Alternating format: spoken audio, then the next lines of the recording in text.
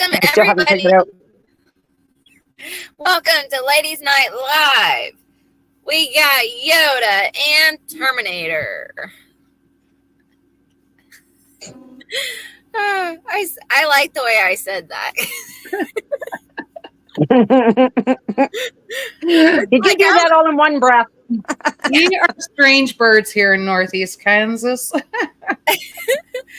I felt like I was announcing y'all into like a ring or something. In this corner, we got Yoda from Grumpy Acres, and in this corner, Terminator would kick my butt. No, I'm too old for that. I don't know, but she may have something up her sleeve. I wouldn't put it past her. Good. Let's go walk in the bush, Yoda. Look it over there. There's the bear den. Yeah. Yeah. Then I showed her where we were walking back. My husband and I, when we were down in the one area, because this back in the 50s used to be all farmland. And it's all grown up since then. And we found an old indentation in the ground, and we moved some of the leaves and stuff. And it's an old well that filled in over time. And you can see the old stone all the way around. So we're going to clean it out. Good. And all the stone is all with the moss on it. Looks like it's about 100 years old. So there's still water in it then. Nice. That's cool. Gotta be. It's nice when you buy a piece of property and you walk it. I haven't even walked to the back yet. I don't even know where the back is. There's like almost 3,000 feet back. And it's all bush and one big swamp back there. So I haven't really gone back there to see. I don't like walking by myself. There's too many bears. Yeah, I get a metal detector. I bet you could find all kind of stuff. Oh, yeah. I'd like to get back to the back of our land. I've gone back there because that's usually where I mushroom hunt. It's right against the riverbank there. And oh, yeah. What we'd really like to do is figure out. So he'll get if we had a well, he'll get that operating. And then I'd like to figure out how to also pump water and get it out of there because it's a pretty deep cliff. And I'd kill myself trying to get down there. But I don't know. See you sliding down there. Boom, boom, boom, boom, boom, boom. Girl, I wouldn't even slide. It would just be, I just drop in. See, we have the big swamp here in the back of our property, and it runs year round. Oh, and wow. So, and some of it runs underground. So if we ever have to connect for water, we can underground. Yeah. Nice. So yeah. I just hooked up our Starlink last night. So this is the first live of doing it with Starlink. You look good. Yeah. No delays. Mm-hmm. Awesome. Oh yeah, we had to get the base a little closer though, yeah, because it's in the hood. That's okay. Yeah, but yay! Good for you. Yeah, I am. Is he bossing you? Is he getting Nancy? He's just like, keep it going, and I was fixing to say something. That's what we were waiting. I saw you fixing to say something.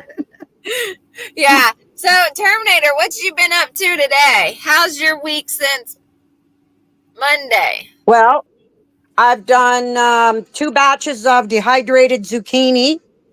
I went and picked more tomatoes. I got tons of tomatoes, my 2-pound tomatoes. And then get this. This tomato I have here, what color does it look? Looks yellowish with orange. A touch of it's actually a light orange. Oh, yeah, and it came off. Yeah, it's weird. It came off of my plants that I have the Hungarian heart on. The rest of them are all starting to turn, just gently starting to turn, or red, I should say. But I have one. I think I don't know if I showed you guys or not. I call it the new version of tomatoes called the pecker tomato. Yes. Yeah, you said Did I show you my new? But they're the only 2 that turned orange. The rest are all red. Huh. And then my daughter came over last night, and we've just I think I told you on Monday night they were here. They were going to do the pig. No, they were here last night. We are doing the pig Saturday.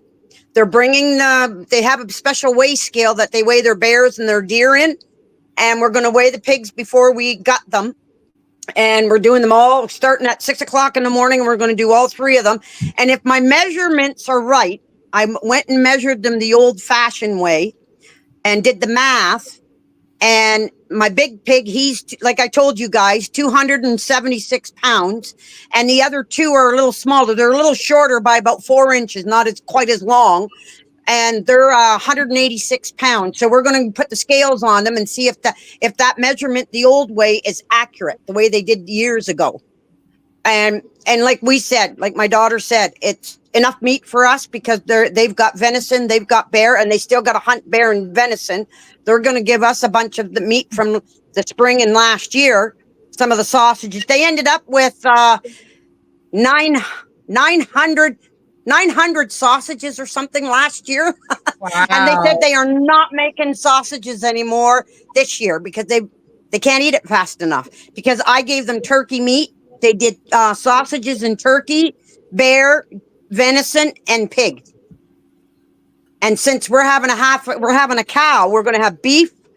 We're going to have the pork, the bear, and the deer, turkey, and duck. I think, and I have 30 chickens in my freezer now. I think we got enough meat to last us a lifetime. And I don't want, I might get maybe 1 batch of sausages, but I want more stew meat and more hamburg out of the pork. And it's easier for my husband to eat and digest. Yeah. And because I can cook it. And if I have to puree it for him or whatever, because he doesn't have his teeth. And so it's easier if I break it down really small for him to eat. And I want to do meals in a jar for him. So then it's just quick and simple and easy in the crock. In my, I have the pots that I put on my wood stove, and then I can make soup, homemade soup, stews. I've done yarrow. I've dehydrated yarrow. I got a couple jars of it. I'm going to go pick more. I've done tons of wild lettuce. I've done, I'm going to do plantain. Anything that I see that's medicinal on my property, I want to collect seeds. I want to collect seeds, put them away, and I want to dry it, and then I have it in for my medicine. Wow. Sounds like a good idea. You've been busy. I don't use medicine from the stores, like from the doctors or anything. I don't have any of that. I haven't used that in almost 5 years. Awesome. Joe Morgan was all like, "Where's my sausage?" And so is my husband as well. He's wondering where he's putting his order in as well. And I forgot another type of meat. My fish. I got about 100 fillets of fish in my freezer that I was supposed to can 2 weeks ago, and I still haven't gotten to can it yet because I've been so busy. I'm in the middle of building a duck house, and I'm just getting ready to put my husband went and cut me the logs, and I'm putting the logs on and putting tin roof on so I can move all my ducks. And then they've got their own little quarters and their own. You guys let your birds out and run around. I can't do that here because we've got too many predators that I can't keep an eye on. Yeah. So I can keep an open fencing area, but that's about it. They got to be fenced in. Yeah. So my cousin has the same issue in Colorado because they get the bears that come in. So what they did is they have kind of a gulch that they did. I'm pretty sure I have video on it, and they bear-proofed the hutch itself, and then the shed, and then put the fencing all the way around the gulch to try to keep the bears out. They have the same issue. I have a feeling, though. I know we have predators. So we've got cougars, and we got mountain lions, and we've got bobcats, and we've got damn raccoons. I have all that. Yeah, the raccoons and all of that. There are bears in Missouri, and we had sightings in Cass County. That's only 2 hours away. So eventually, I'm sure they're probably going to start migrating this way if they haven't already. But yeah, we just deal with it, and that's why we have so many. Everybody's like, "Oh my gosh, how many chickens do you have?" Well, think of how many we lose. There's a big percentage that we lose every year. So That's why we have so many. So, and they're so noisy when there's that many, especially the guinea hens and everything. It kind of keeps everything kind of at bay a bit. I don't know. I don't know. I've got some weird birds out here. I told you that Monday. I've got a guinea keat that actually quacks like a duck. So I mean, it's still kind of in the, I need to go do a shirt on it. I went out there. I wanted to get a good laugh. I needed to just relax a little bit. So I walked out to the duck pen and found the guinea. I got him out and was feeding him. I like to feed him the weeds and things that come around, you know, well, call them weeds, but the medicine and everything, keep everybody healthy. And I just sit there and pick and then throw it in there. And the guinea gets in there. It's so funny. The ducklings, I call them ducklings, now they're ducks, and they all line up. And so they're right across. And then the one guinea that quacks gets right behind them. And like the ducks are protecting her or something like that. And then she gets into that guinea moon and she's like, quack, quack, quack, quack. And I was just like, how did this happen? I don't know. I got another guinea that identifies as a turkey. I mean, it's a mess around here. But that's what happens. They're like a parrot. When you free range with everything. Well, and then there's like, what are those things called? Mockingbird. There's a mockingbird here. And this thing cracks me up. And it's like, I want to kill it sometimes because when it's time to plant potatoes, it's like, potato, potato, potato. And then when it's time, quiet the rest of the time. And then all of a sudden in the fall, potato, potato, potato. Like it's time for me to go get them. There's nothing in this for you. You don't need to be bossing me around. And so it's weird around here, but I don't know. And then we got another one that sounds like a squeaky gate. That one drives me nuts. So, but yeah, no. Here in Ontario, we're supposed to Monday's supposed to be as high as 16 and then go down to +6 through the week. Like that night, Sunday night and Monday night, and it's worse chances of frost. Did you see what happened? Never had it. That they said that this is the first time. I'm gonna guess it's not, but I'm gonna say first time in recorded history, probably the jet stream split. Did you see that? Oh, wow. Yeah. No. Was that on Ryan Hall? I watch Ryan Hall a lot. And I haven't been on my phone much. I've been so busy down at the I know Ryan Hall is on it. He's on the case of it because we were not supposed to get rain today. And all of a sudden Garen looked at me. Well, not yet, but Garen looked at me and he goes, you got that live. You need to be ready and make sure everybody knows it might rain. And I was like, no, it's not supposed to rain until tomorrow. And it's only a 36% chance. And he's like, Ryan says it's going to rain. So I don't know. So if I lose you, if I fall out, that's why. That's what happened to us Tuesday. Man, I got That's what I thought. That headache. And I told Garen, the pressure just changed. And it was coming down in sheets. He was so soaking wet when he went and hung his coat. He's got I don't know what you call it. You know, it's cowboys used to wear them, the really long coats. Oh, yeah. Trench coat? It's a trench coat. I had one. Like weathered canvas, so it's waterproof and all of that.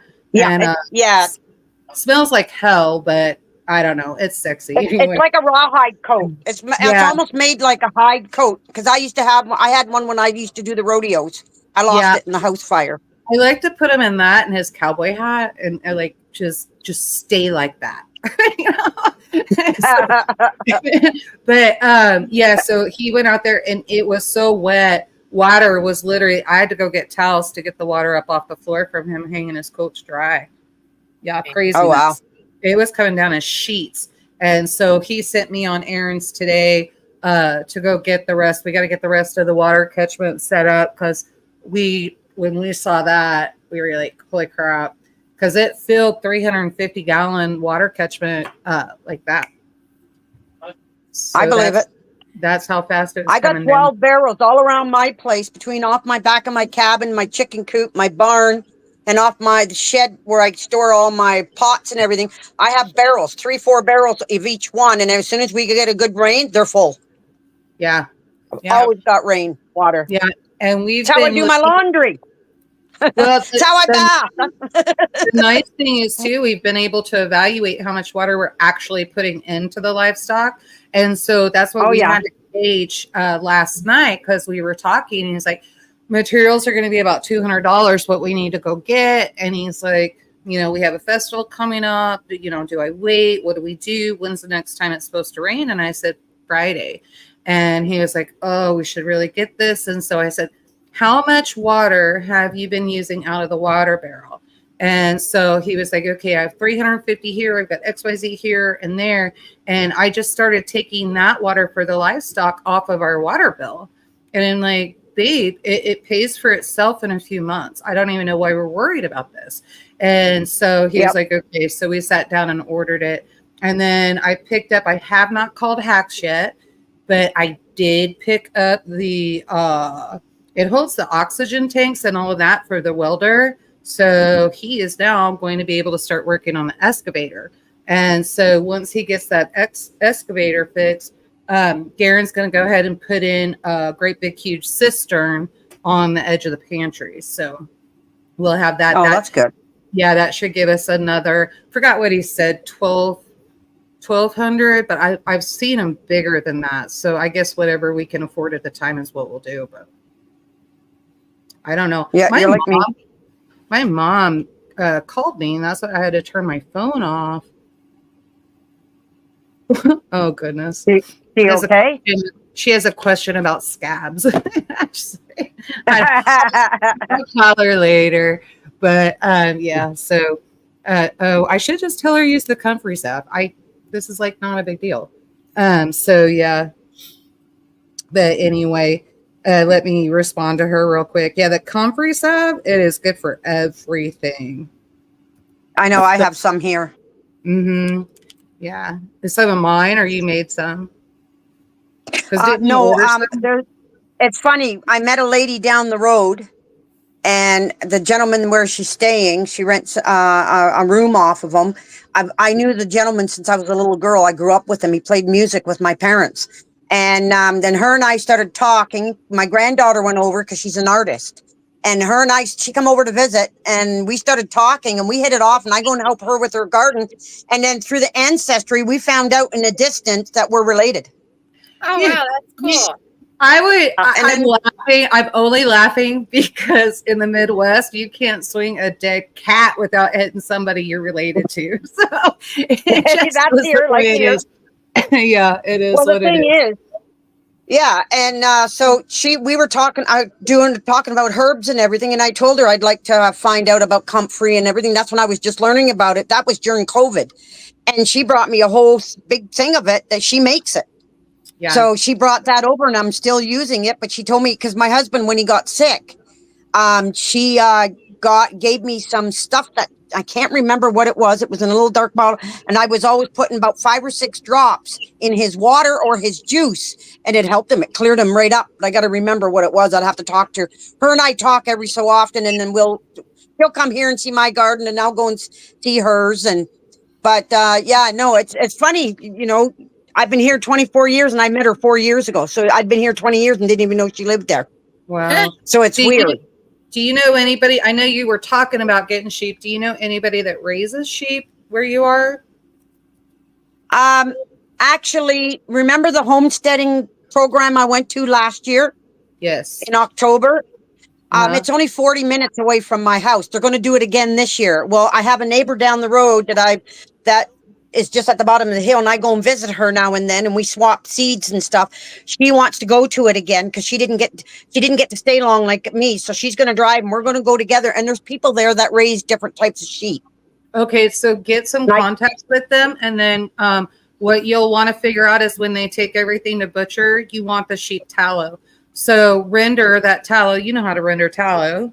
And so render the tallow, and that is what I use in one version of my comfrey salves, and that is an additional medicine. Tallow is extreme. It's got the because I do I do pork lard and all that. I do it Yeah. all. Yeah. Yeah. I wonder if the tallow off the deer and the bear and everything that my It's daughter cuts off, I wonder if I it's could render it down. I don't see why not. I don't know what it would taste like, but I honestly I don't see why not. So, and then I would look at benefits to see if anybody's done that. I just don't, the bear and all of that, we don't do. Yeah. So that's what we were talking about. You know, I've never had bear. So, yeah, If so I I could don't know. sneak you some, if I could sneak you some, I'd bring you some fresh sausage. Yeah, that'd be fabulous. So, Even a is nice big roast. tallow the fat from burgers? No, Joseph. It is actually down, if I remember correctly, it's down around my butcher is outside working. Doggone it. If I remember correctly, it is on a sheep anyway, it is the tallow that is under or near the stomach and kidneys. It's like it'll be a blob. Same as a pig. Yeah, it'll be a big blob. chunk, big huge chunk. Mm-hmm.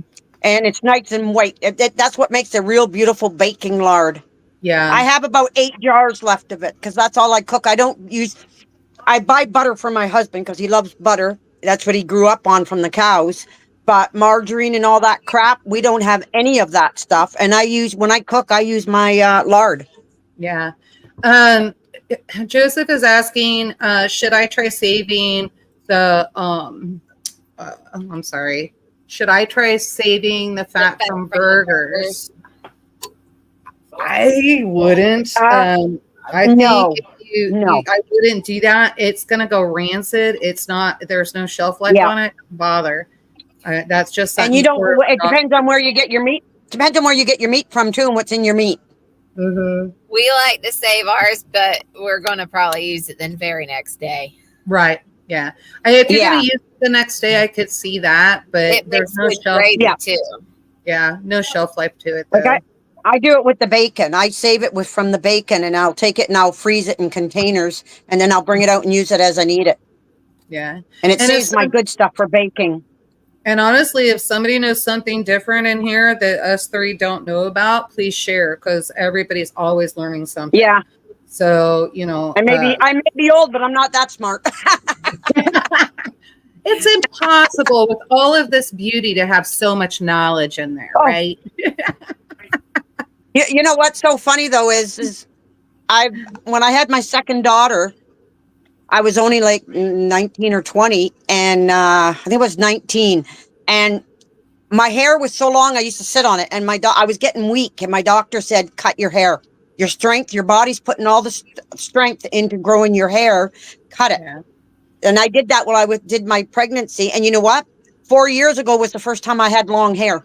I always had short hair like a guy. I never went to a hairdresser. I just stood in front of the mirror because I got curls, and all I did on waves. So all I do is just cut it off, and I just trim around in front of the mirror, and then I just comb it. And if it was crooked, I didn't care. I just packed it away, and away I went. And I did that since I was 19. Yeah, my hair. But now I have long hair, and it's a pain in the butt because my hair is so thick. My third daughter, her and I looked like twins when I was little. And I could pick her. We used to pick her up by her hair because it was so thick and long. We'd carry her around. She thought that was cool. Wow. I used to keep my hair shoulder length all the time because my hair is so heavy, it's so thick, and so just headaches all the time, and it just pulls and pulls.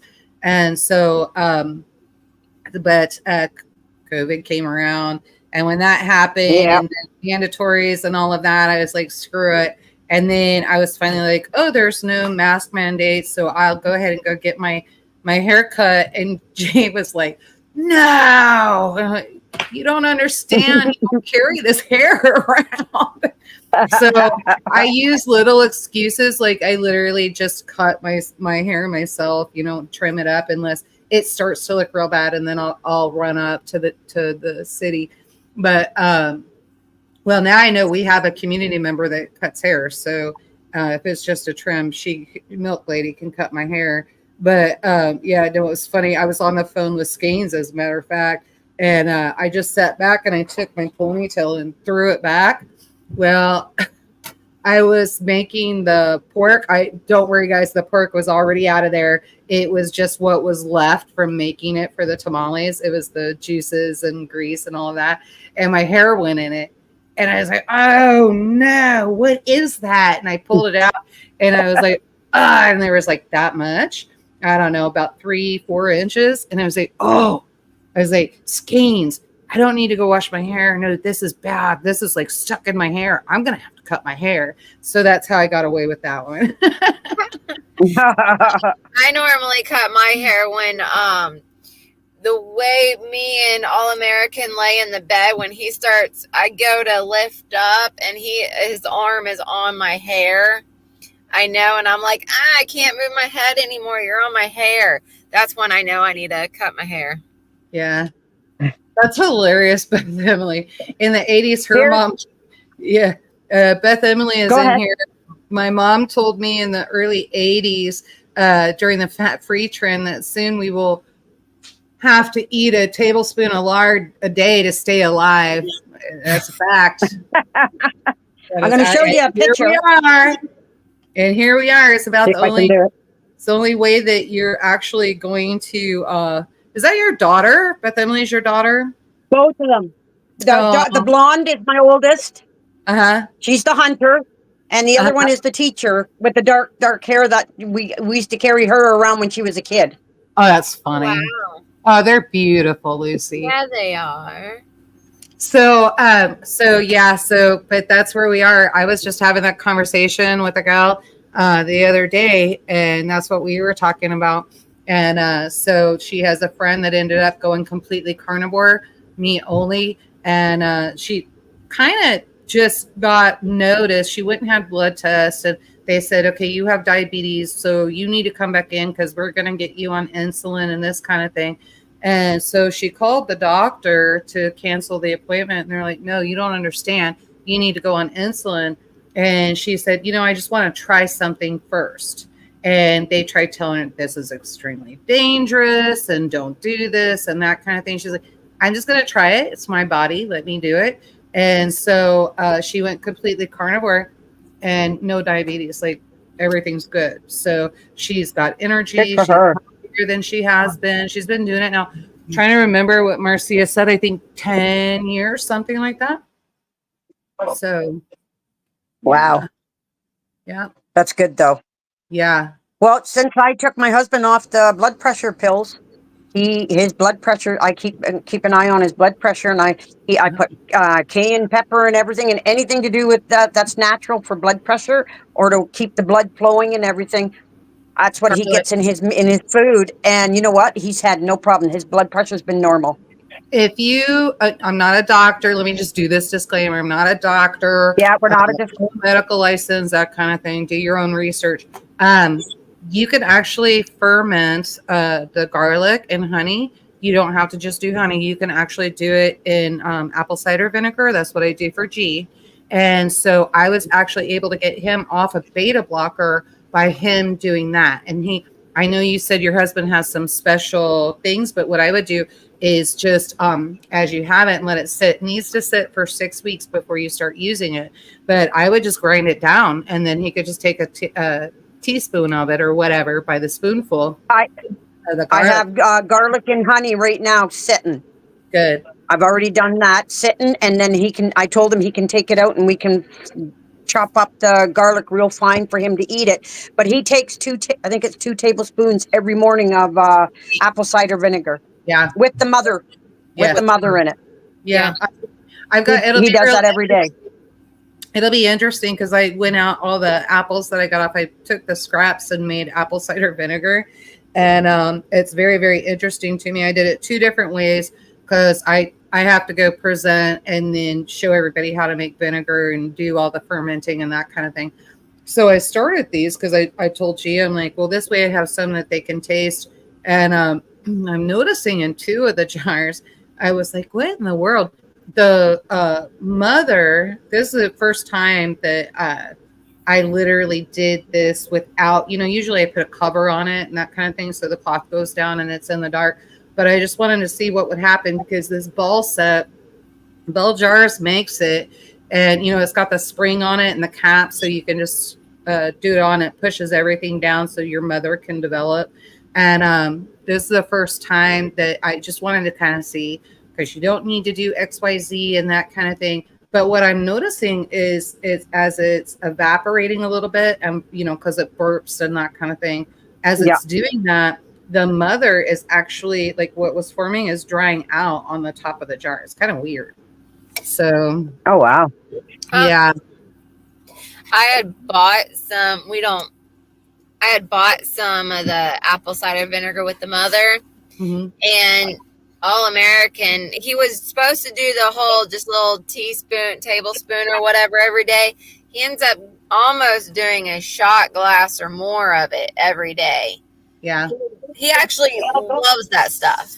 Yeah. And he actually adds salt with it too.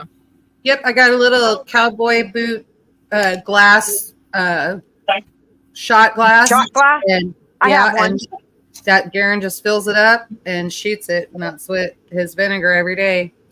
Yeah. So it's good for you. It's good for you. He loves it too. I mean, I can't stand it, but he actually even adds salt to it as well. Yeah. Northern Girl's in here. Hey, Jen. Jen, you would not believe what is going on here. Holy smoke. It's the craziness. You were in here. I am mad. I watched her video to do with the cauliflower today. Oh, yeah? The big cauliflower she got from the Mennonites today. Nice. She did a video on that. It was nice to watch. I'll have to go. And she don't live far from me. She only lives a couple hours from me. I know. I'm jealous. And then I met a lady today. I was on with Miss Lippy today. She was doing a live today, and there's a lady that came on, and I'm trying to remember her name. And she's actually going to be coming to Ontario in 2 weeks.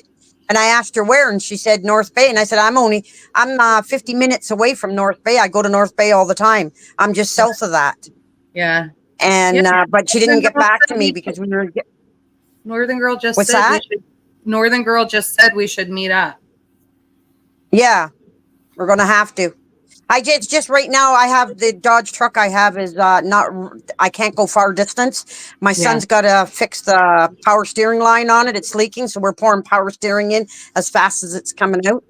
Yeah. So I make a trip to get my feed and get my milk and whatever he needs at the store, and then we're home. And maybe 3 times a month, and that's it. Yeah. So until I get that all fixed, I'm not going to go driving and get broken down on the road someplace. Yeah. Well, and just gas prices alone, even. So we've all been trying to stop the bleed here. I don't know what kilometers is in gallons, but here it's $1.65, and I think up where Northern Girl is, I think it's like near $2 a liter.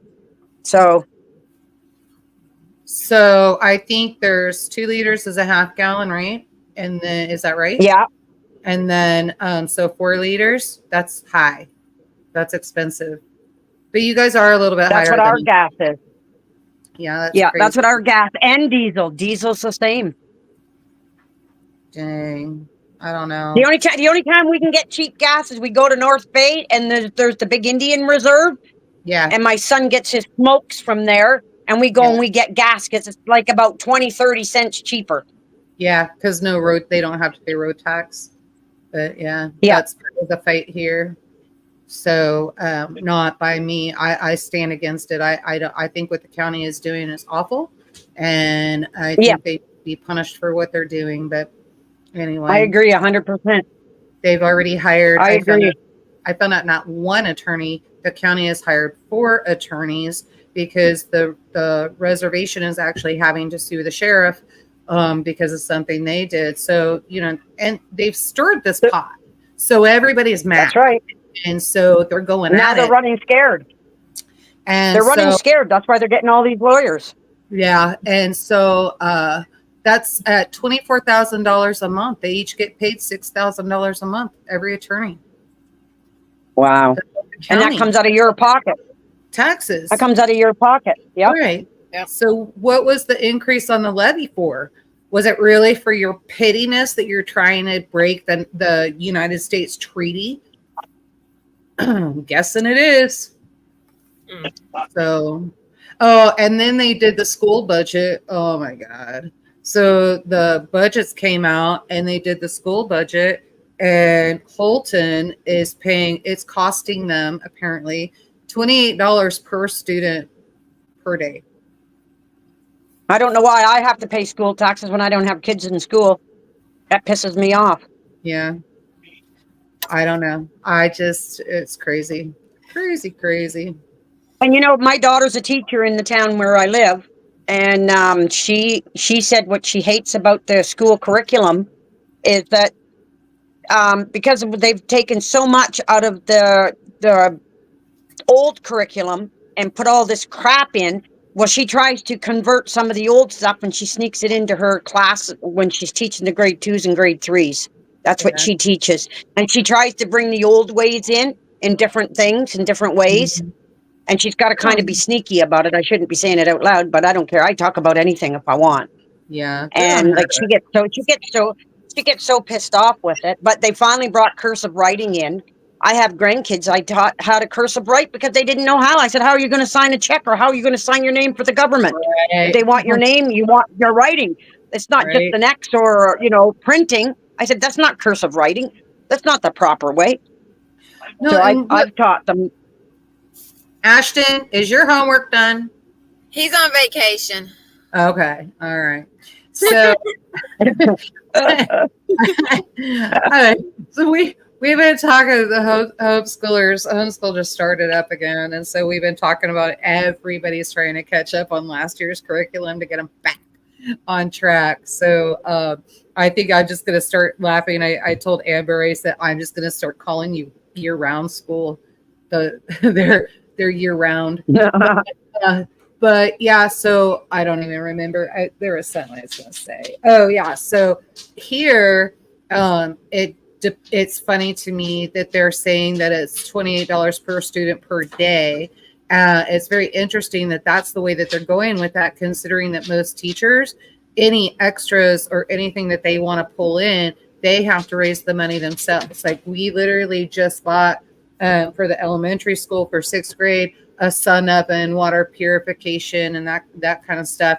The community did. We came together and raised some money. You got several people in here helped, and we got all of that ordered and done. But it's very interesting that we have to do that. Yet, you're charging taxpayers all this money. Where's that money going? Exactly. We have several. What I don't understand. What I don't understand is they charge the taxpayers so much for all this, and they're saying it's you're saying $28 a day per student. But you know what? They don't supply nothing. The kids, the parents still have to go out and pay that extra to buy their pencils, their paper, their whatever it is, books, whatever. They have to pay for all that. And then also, when there's extra classes, they got to pay for all that too. So, they're being double whammied, the parents. And then also the teachers always put an extra little thing on the list of like, oh, what the classroom itself needs. Yes. Tissues, hand sanitizer, this, that. And like, yeah, but you know what?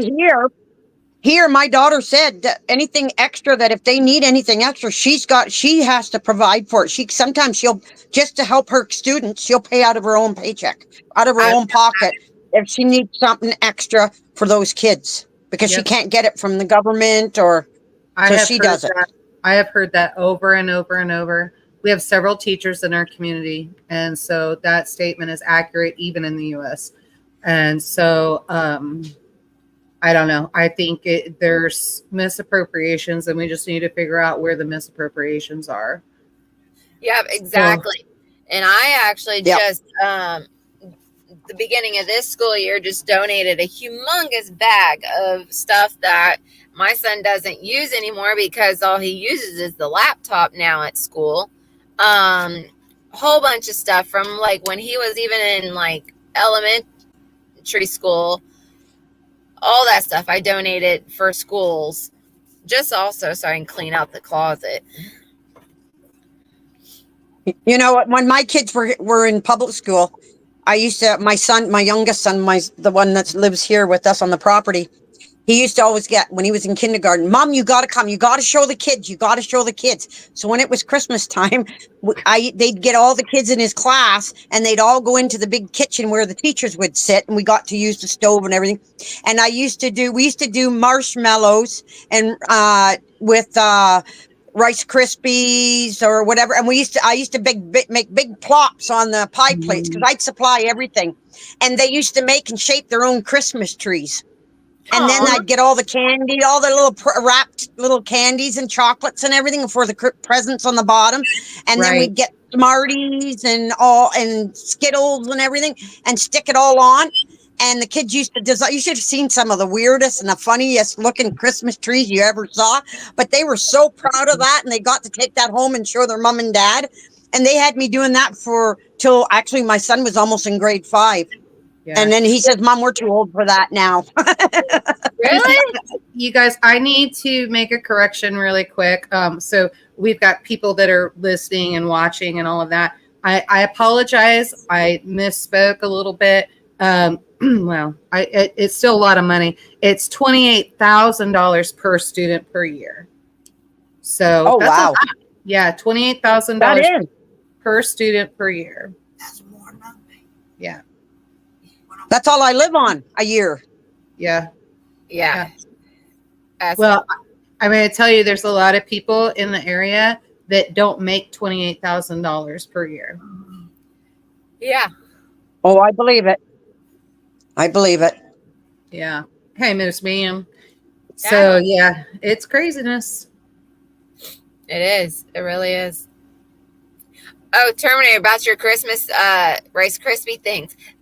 I don't see how he got too old for that. That's too old for Rice Krispies. No. I used to actually, when All American's mom, me and her would go grocery shopping, she would see me eyeing the box of Rice Krispie treats. She's like, go ahead and get you a box. And I'm like, yay. Yeah. I like to, I'll do the Rice Krispie treats, and then I take peanut butter and melt it and then pour it over, and then melt chocolate and then pour it over that. Oh, dear God. This stuff is so good. You're making me hungry already. It is like my favorite. I don't make it very often. In fact, it was funny because I had some ingredients left and I was thinking, I ought to make some of that and use up the Rice Krispies before they go bad. And Garen started eating the Rice Krispies, and I'm just like, you go right ahead. That saves 50 pounds off my butt. I don't care. Yeah, whenever I go to my mom's house, she'll have in the drawer, there'd be some marshmallows or some bag of Rice Krispies. And whatever Ashton doesn't finish eating of the marshmallows, because he'll just go in and eat marshmallows. Yeah. And I think he ate all the big ones, so all there is the little marshmallows left. Yeah. And I'll make some Rice Krispie treats. Yeah. Oh yeah, they're delicious. Rabbit's back in here. Rabbit Coyote. He is in and buying Dr. Pepper margaritas for the ladies. All past this time. Zambucas. Is that what it's called? I've never heard of it. Nope.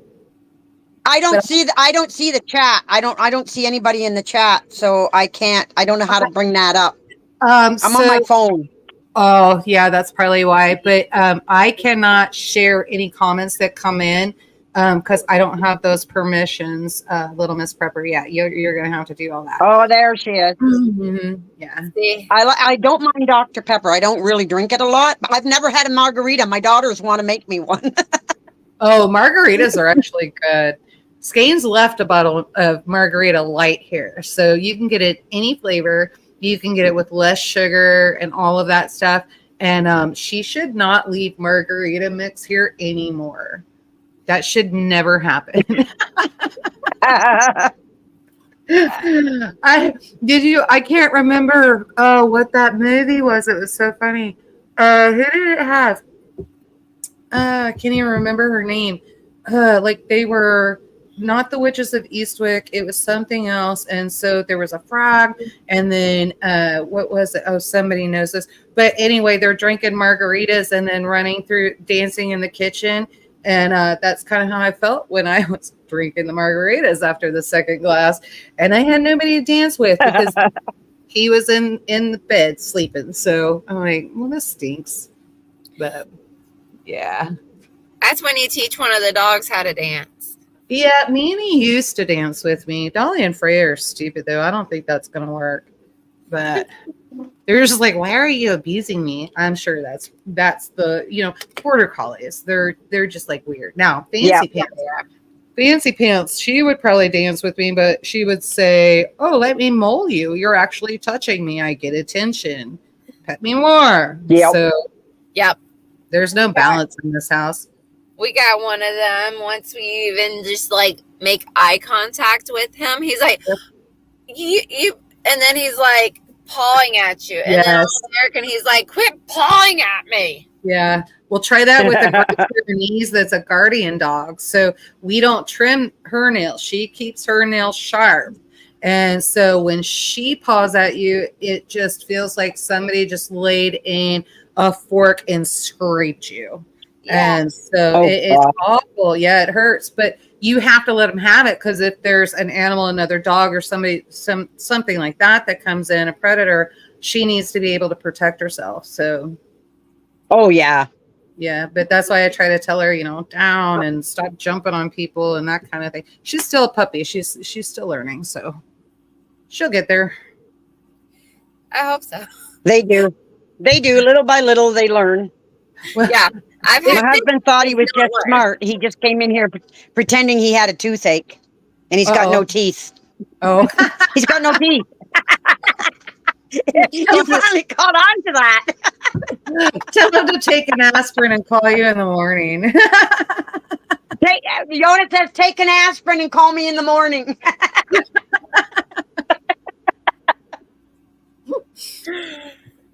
Oh, goodness. Boy, we're hilarious, aren't we? I'm trying to find a picture.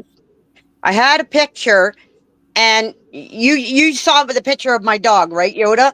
Yeah. Well, my oldest daughter has his sister, and she looks like a black and white dairy cow.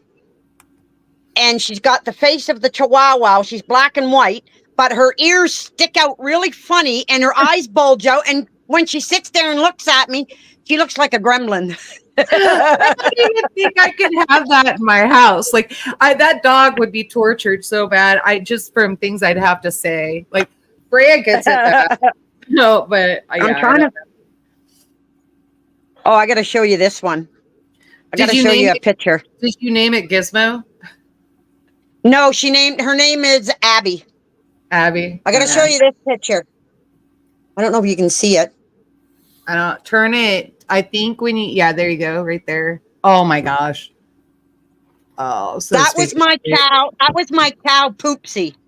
Those are the ones. I had a video of them. I used to own a 2009 Yaris. So they're a small car, right? Toyota.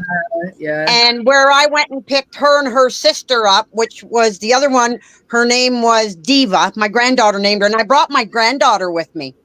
And she said, okay. I said, okay, you're going to be my GPS person, okay? We're going way down. I went about 3 hours from where I live. And she said, oh, I got it, Grandma. I saw my phone. Let's follow it. So we go through the big city of Barrie, hit the back roads, and it's like cow paths, we call them, these old back roads. And she said, it's right there, Grandma. I said, well, there's a gate. I said, there's fields. There's about 1,000 dairy cows. They were running dairy cows to go and milk them into the big barn, and I'd say there was about 300-400 head, and this lady on a four-wheeler. Well, she opened up the gate, and I told her where we were supposed to be going to buy some calves. Oh yeah, just go through here and go up through the field and then we're way around behind the barn, and we finally got to the place. But it was the craziest way she took us. I loaded them in the back seat of my car. 2 calves. Oh my gosh, Lucy, that's wrong. Oh my goodness. Well, my husband put boards down, and then he put plastic down, and they laid in there, and I had a big blanket in there for them. So we're coming up, and we're driving along, and I said, well, I need to go use the bathroom, and I want to get a coffee for driving. She says, okay, Grandma. Well, I made halters on them out of binder twine. So she's got her 2 arms on the back like this, holding the calves so they wouldn't move. Well, we get parked in the Tim Hortons parking lot. I go in, and she didn't want to get out. So I go in, I got her a drink, went to the bathroom and everything, come out, and there's these 2 old ladies come out, and they say to me, did you see that over there? And I said, see what? Look over there. That car, it's got cows in it. And I start laughing. I said, yeah, they're mine. So I get in, and we get going, and then we get on the big highway, the 400 that runs right through down to Toronto and all the way down through the southern part of Ontario. We're coming up on the 400, and I've got videos of the 2 cows staring out the window and going like this and going like this, watching the traffic go by. Finally, they laid down. They settled down. Well, Diva got up and stepped on Poops. He made her jump up. And when she jumped up, what do cows do when they first wake up after they've been sleeping? They pee and poop. Oh, man. My granddaughter's holding these ropes, and she's, look, Grandma. So I had to pull over so she could get out. She didn't puke, but she felt like it. So we cleaned it up. I said, it's only sour milk. Don't worry about it. So we get back in the car, and away we go. We get home. They're both sound asleep on the back. We get home, and we had to carry them out of the car. They wouldn't get out. It was so funny. And that's how they got their name. Poopsie, the brown one. She's the one that pooped. So I named her Poopsie. And I said, Elizabeth, what are you going to name the other one? Diva. She's the most devious cow. She kept waking Poopsie up. Oh, man. That's what a friend of mine, she was so funny. We had just met. She was buying a crap ton of feed at Orchland's, and I looked at her, and I was just thinking to myself, I didn't know who she was at the time, and I was thinking to myself, like, that's an expensive feed bill. This girl's wasting money on crap food.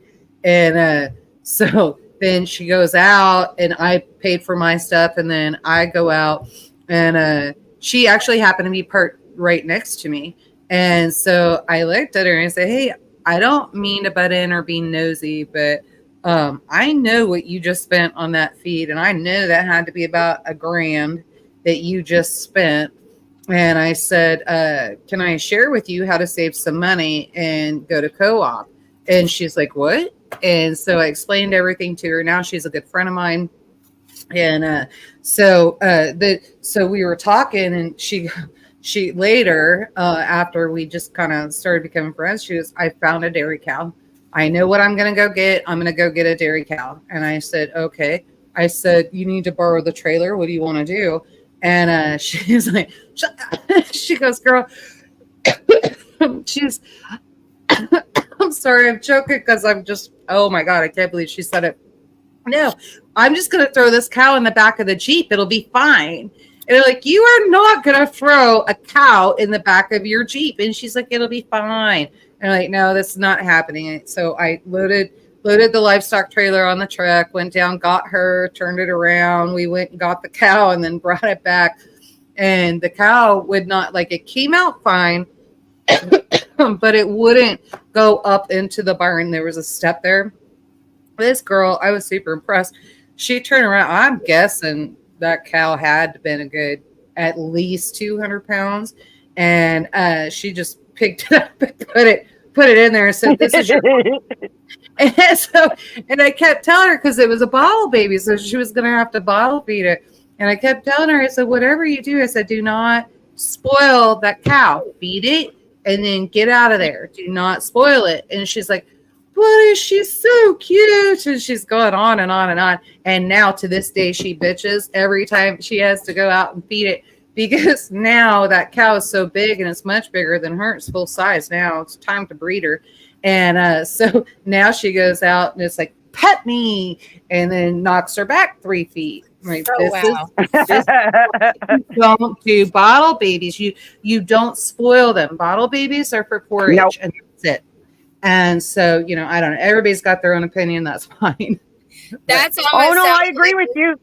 same thing with What's these that? doodle owners. The people have these little golden labradoodle puppies, and they're so little, so they carry them, and then they get full grown, and then they're like, carry me, and it's like, Yeah. you're too big to be carried. Nope. Just like Oh, they're crazy 12-year-old dogs. kid. Yeah. Just like trying to carry a Newfoundland or a Saint Bernard around. Exactly. No way. You know what's so funny though? You know what's so funny though is, as Poopsie and Diva were growing up, I was always in the corral and I would brush them. They're bottle babies, but I didn't stick with them all the time. But Poopsie was the one that always wanted to play games. Well, I'd play tag with her, and I'd play hide and seek behind the trees and everything, and she'd chase me. Well, they got out one day. Diva found where the rails were for the gate, and she used her horns, because she's the one that had horns. She learned to lift the rails, and Poopsie would climb through. And then Diva would walk behind her. And they were out, so I went to go to get them back in, and my husband thought he'd be smart, and he goes start swinging his arms, and he's going like this to the cows. I kept yelling to him, no, Poopsie's gonna think you want to play tag. Well, didn't she start bouncing around like a dog and start running around and wanting to come right at him? I said, no, don't do that. She's gonna knock you flying. And then she stopped dead, and all I had to do was I kept a stick, and she knew when I had that stick, it was time. It was serious. And they went right in the barn. Never had a problem after that. That's what with the hogs. That's what we did. We had a 2x4. We just kept a 2x4 there, and then that way, because they come up. Lucy, a lot of people probably don't know, but hogs will come up, and they're just trying to be cute, and they want you to pet them. And then they'll take a bite out of you. And then they'll take a big bite out of you. So we kept the 2x4 in our hand while we were working with them, just so that we could beat the crap out of them and get them off of us. But Because you know what? Because I named my animals, my 3 animals this year after my husband, my son, and my grandson, right? Well, the red one is Leonard, and that's my husband's name. Well, I was in there putting water and carrying some buckets of water into the one trough that I had for them. That's what he thought he'd be smart. Throw it in there. Come around behind. Yep. And as he went, I felt his nose against me, and I said, Leonard, get the fuck away from me. No, sorry, I swore. And he turned around, he just went to take a bite, and I had my aluminum stick with me, and whack, right across the nose. I said, you dirty bugger, you're not eating on my leg. You just get lost. And he went off. He went in the corner, and he looked at me. Oh, yeah. And my son-in-law wonders why I handle the pigs as many times as I do and name them and everything, but get them, used to me. It's because a 300-pound pig, when you're walking around, I'm 63 years old. I'm not young where I'm going to be really strong. They can send me flying. No, easy. If they can bust the gate down, they can send a person flying. Yeah. Little Miss Preppery, highlight Gregory's. It's either Susie or Gregory, but highlight that comment. That's hilarious. Oh my gosh. Uh-oh. You're terrible about that. There is a guy that hauls his. What the heck? What the heck is that? They're up in Nebraska, so I'm assuming it's either a hog or cattle, one of the two. Yep. So. Watusi. Yeah. I don't want to think what that is. Yeah. Tamara, what is that? Is that I don't see, Susie hasn't commented. I haven't heard that term down here. Oh, cattle, yeah. So or even up here. Yeah, no, that's craziness. That reminds cattle. Me of, you remember, who was it? Delta Burke and Annie Potts and all of them, that TV show, and Delta Burke went and bought a pig, and she had a house pig. And he's put in a convertible and drive around with it. I don't know if you had that show up there, but oh my god, that used to crack me up. No, it reminds me of Green Acres and Arnold the pig. I was just gonna say that. that was my favorite show. I had a pet pig named Arnold when I was a kid. Yeah, me and my mom used to sing that the theme song as it was on. It would come on. We would sing this theme song together. Yeah, Green Acres is the place to be. Hi. Yep. We are not professional singers here. I apologize. But no, that's actually how I get most of my animals for free. I have a lot of people that buy them. They think they're going to be great house pets. And then surprise.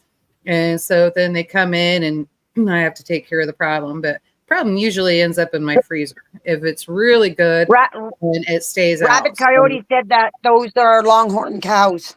Longhorn. Oh my God! How would you put that? It's a type of longhorn cow.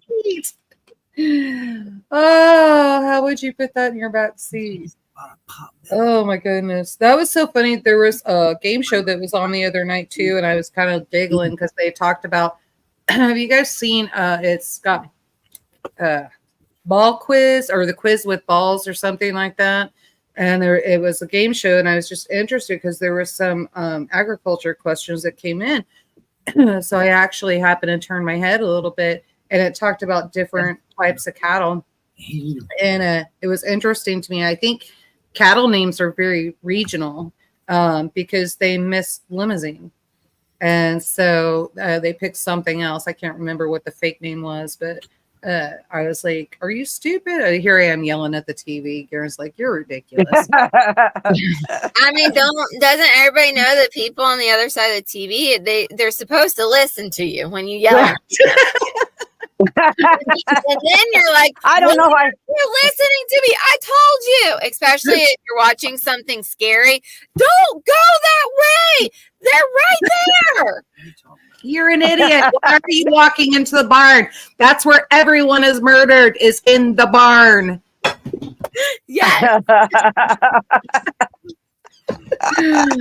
Yeah. Yep. Oh, but Dad, he had people thought he had what kind of pig was it? Potbelly pig rescue. Oh. The rescue part was going in the freezer. Yep. So everybody was giving him all these potbelly pigs thinking he's a rescue. And yeah, he ate them. Gotta do it, but yeah, I mean, it's sad. People are just crazy the way they do. So I had to laugh because when my daughter was down at the barn looking and watching the pigs last night, I was telling her about the feed and that, and we were talking about, I told her I want to start hunting squirrels. It's coming in season. I've never tried it and I'd like to try it. And she said she had this beautiful apple tree. I'd bought her a Macintosh apple tree, and she had like 40, 50 apples on it.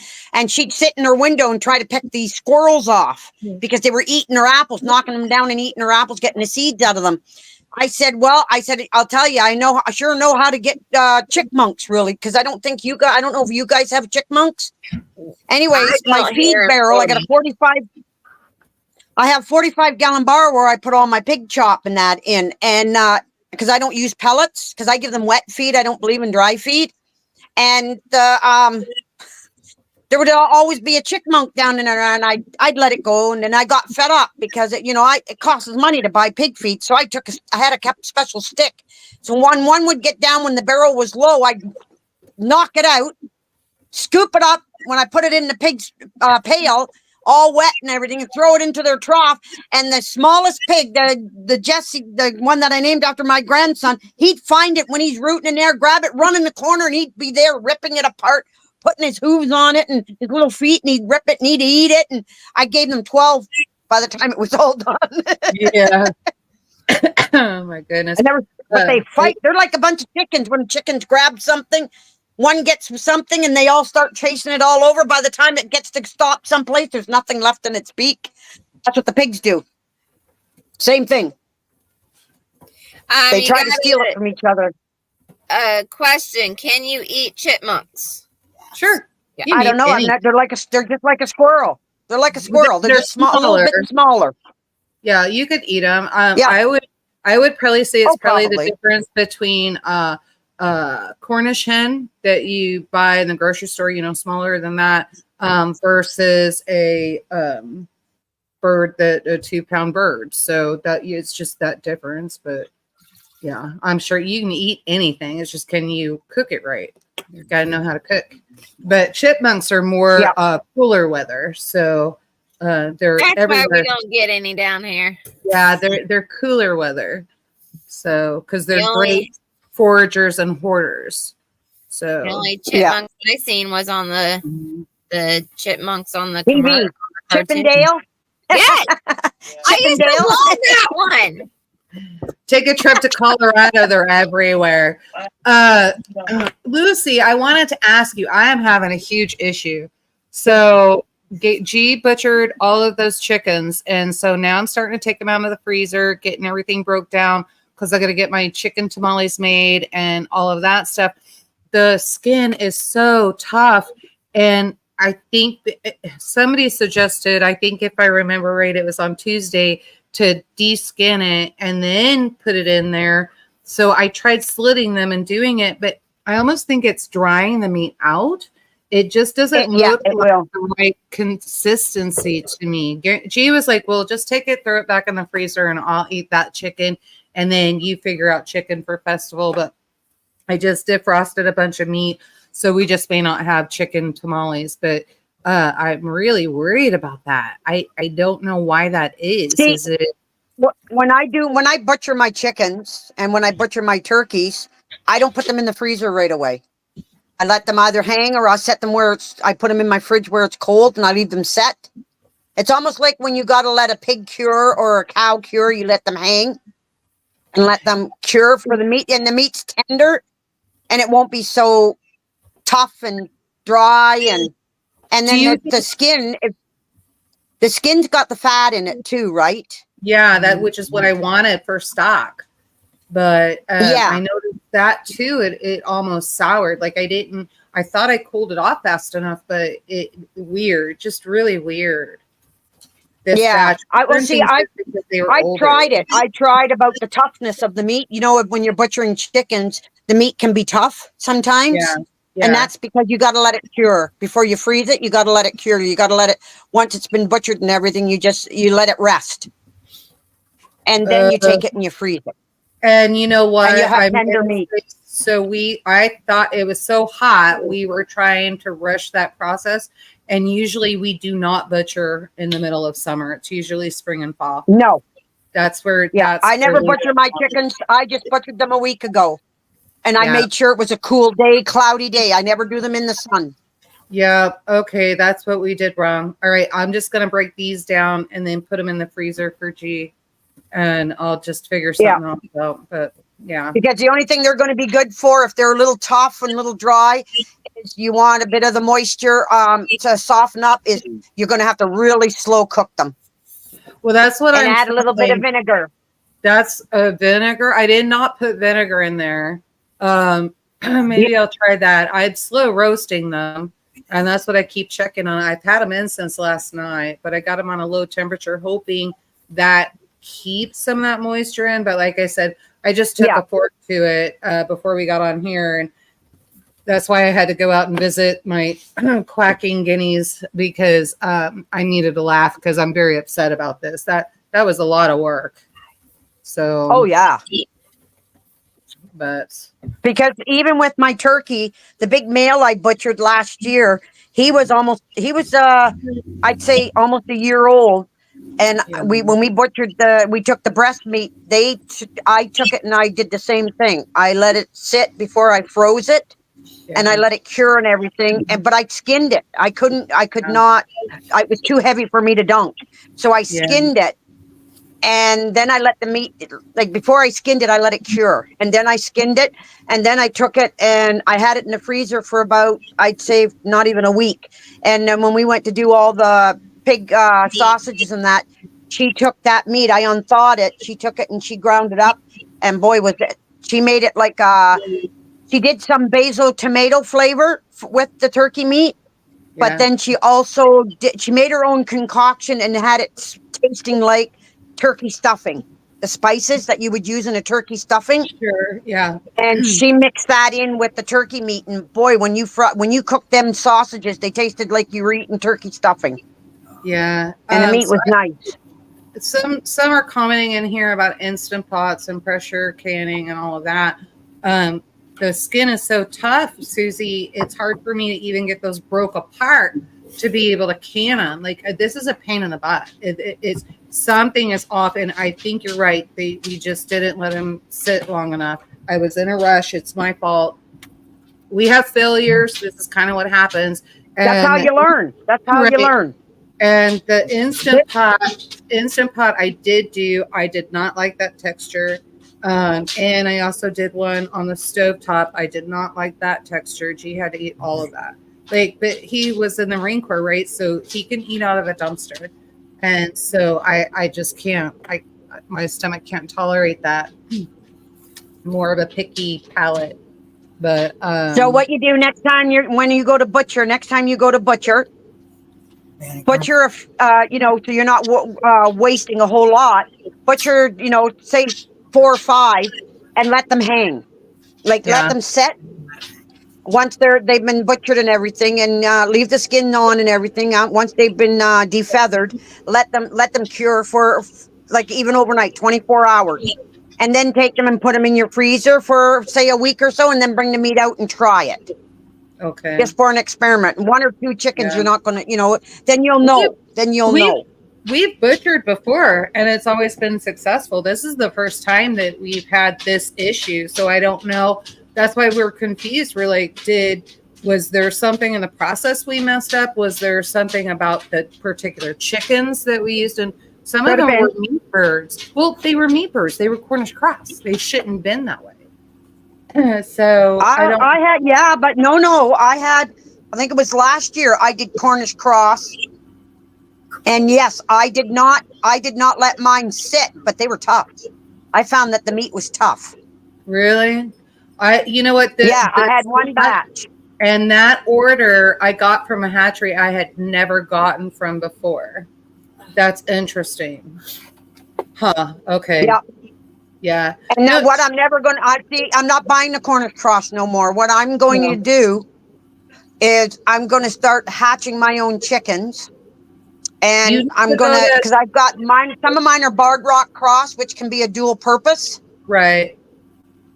And I'm going to put them in a special area, and I'm going to just feed them, get them growing. And when they're about 4 or 5 months old, I check their breasts. If they got nice meat on the breast, they're getting butchered. Yeah. And I'm just going to raise my own. I would recommend breasties too. So, if you can find those reasonable, or find somebody in the community. There is a lady that I talk with. Yeah. So you need to get those. We've got them. We've got the American breast, and that's BRESSE. Everybody pronounces it different. Yep. I pronounce it breasty. Mrs. Hacks pronounce it breast. And so I don't know, but, however you pronounce it, again, probably a regional thing. But it's French, so I'm assuming it's breasty. And anyway, you can butcher them between 18 and 24 weeks. And they're dual purpose as well. And so those are intended to take over the Cornish cross. So I'm really, I can't butcher any of those this year though, because I've got to get my flock up. So, you know, Kevin and Sarah. Yeah. Have you watched their videos? That's what they raise now. That's all they raise. Oh, did they switch over to just only American breasts? That's what it looks like. That's all they've got. I think she's got, for their meat, that's all they do is the American breast. And over in Duckville, she's got those fancy Polish chickens and stuff. But that's just for over in Duckville. But where her layers are and where her, they've only got the American breasts. That's all they use for eggs and meat. Well, and with the heat and humidity that we've had, they're the only ones that guarantee me eggs every day. And I'm like, wow, okay, so I'm liking this. And they're supposed to guarantee me eggs also in the winter. So we'll see what happens. And see here, I don't let my birds, I'm dehydrating eggs this year and plus freezing eggs because I let my birds, I keep them in darkness through the wintertime, and they don't lay all winter. I let mine rest, so that I've got 5-year-old chickens that are still laying every other day. Mm-hmm. And once I know when they're not laying anymore, then they go in my stew pot. I'm kind of confused. And I just use them for broth. I'm missing something from Turning Guns. But, He asked who earlier who was everybody, oh, okay. and then somebody, Yeah, it was oh, like, everybody was telling him who everybody was. gotcha. Okay. Oh, and there was another comment you brought up about that somebody had asked about, are we feeling anything about the lockdown? Are we experiencing anything from the new lockdown? Yeah, Cooking with Mike B said something about a lockdown. Rabid said no, there's nothing about like that going on, especially with the mosquito thing. I heard, yeah, we heard it is happening in some places. It's like after They must- 5 o'clock when mosquito hour is happening. Oh, we got So- mosquitoes all the time. We do too. So everybody gets mosquitoes. And so the funny thing to me about that happening is you have Trump living there and you've got the election coming. And then guess what happened to us? So there was a fear porn video that was put out about level 1 energy emergency and that kind of thing. So I watched that and I'm like, well, Garen's like, that's fear porn, just turn it off. And then somebody else in the community went in and found articles on it. They have to have that. So now we're in a national emergency and all over the Midwest. And so they're calling for rolling blackouts and all of that. There's no need for it. There's absolutely no need for it. I have a suggestion. Stop trying to land grab. Stop trying to get our land. And then you don't have to fight us. You're going to try to punish us. But you got to remember, it's a bunch of farmers. We don't care. We can live off the land. We can live off the land. We don't need hydro. We get up in the morning when it's daylight and go to bed when it's dark. Right. The old ways. Yeah. What about even just if they just mine the coal? Yeah. What we got here already. No, let's just poison the land. It's better for everybody. Yep. So, yeah, irritating. Very irritating. Oh, it is. Oh, yeah. Yeah. No. Yeah. Sorry, I didn't mean to go sour there. Nah, it's all good. Yeah, and like even China's doing it, like doing the coal thing. Mm-hmm.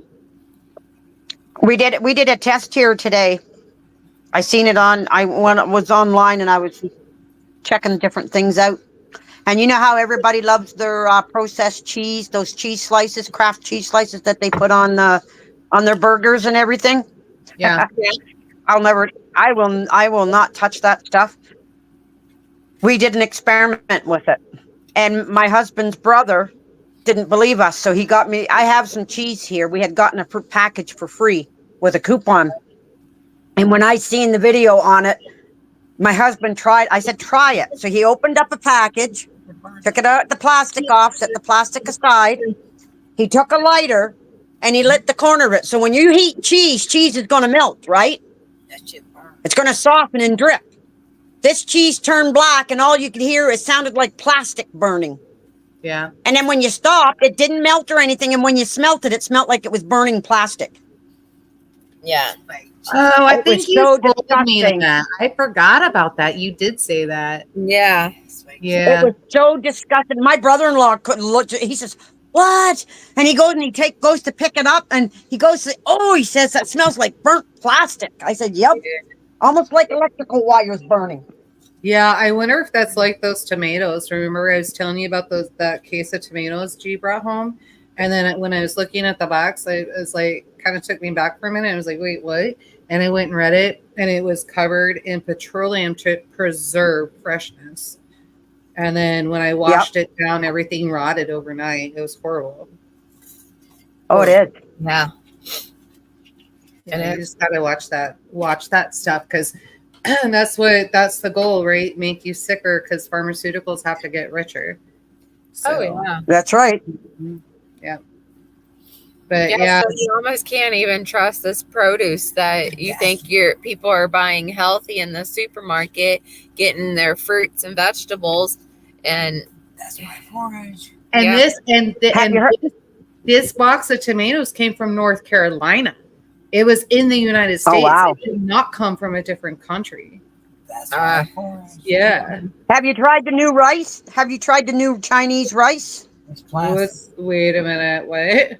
It's plastic. Talking about You haven't heard the new Chinese rice that China's making? Are you Plastic. talking- what? Plastic rice. Go online and look it up. China's starting to produce plastic rice.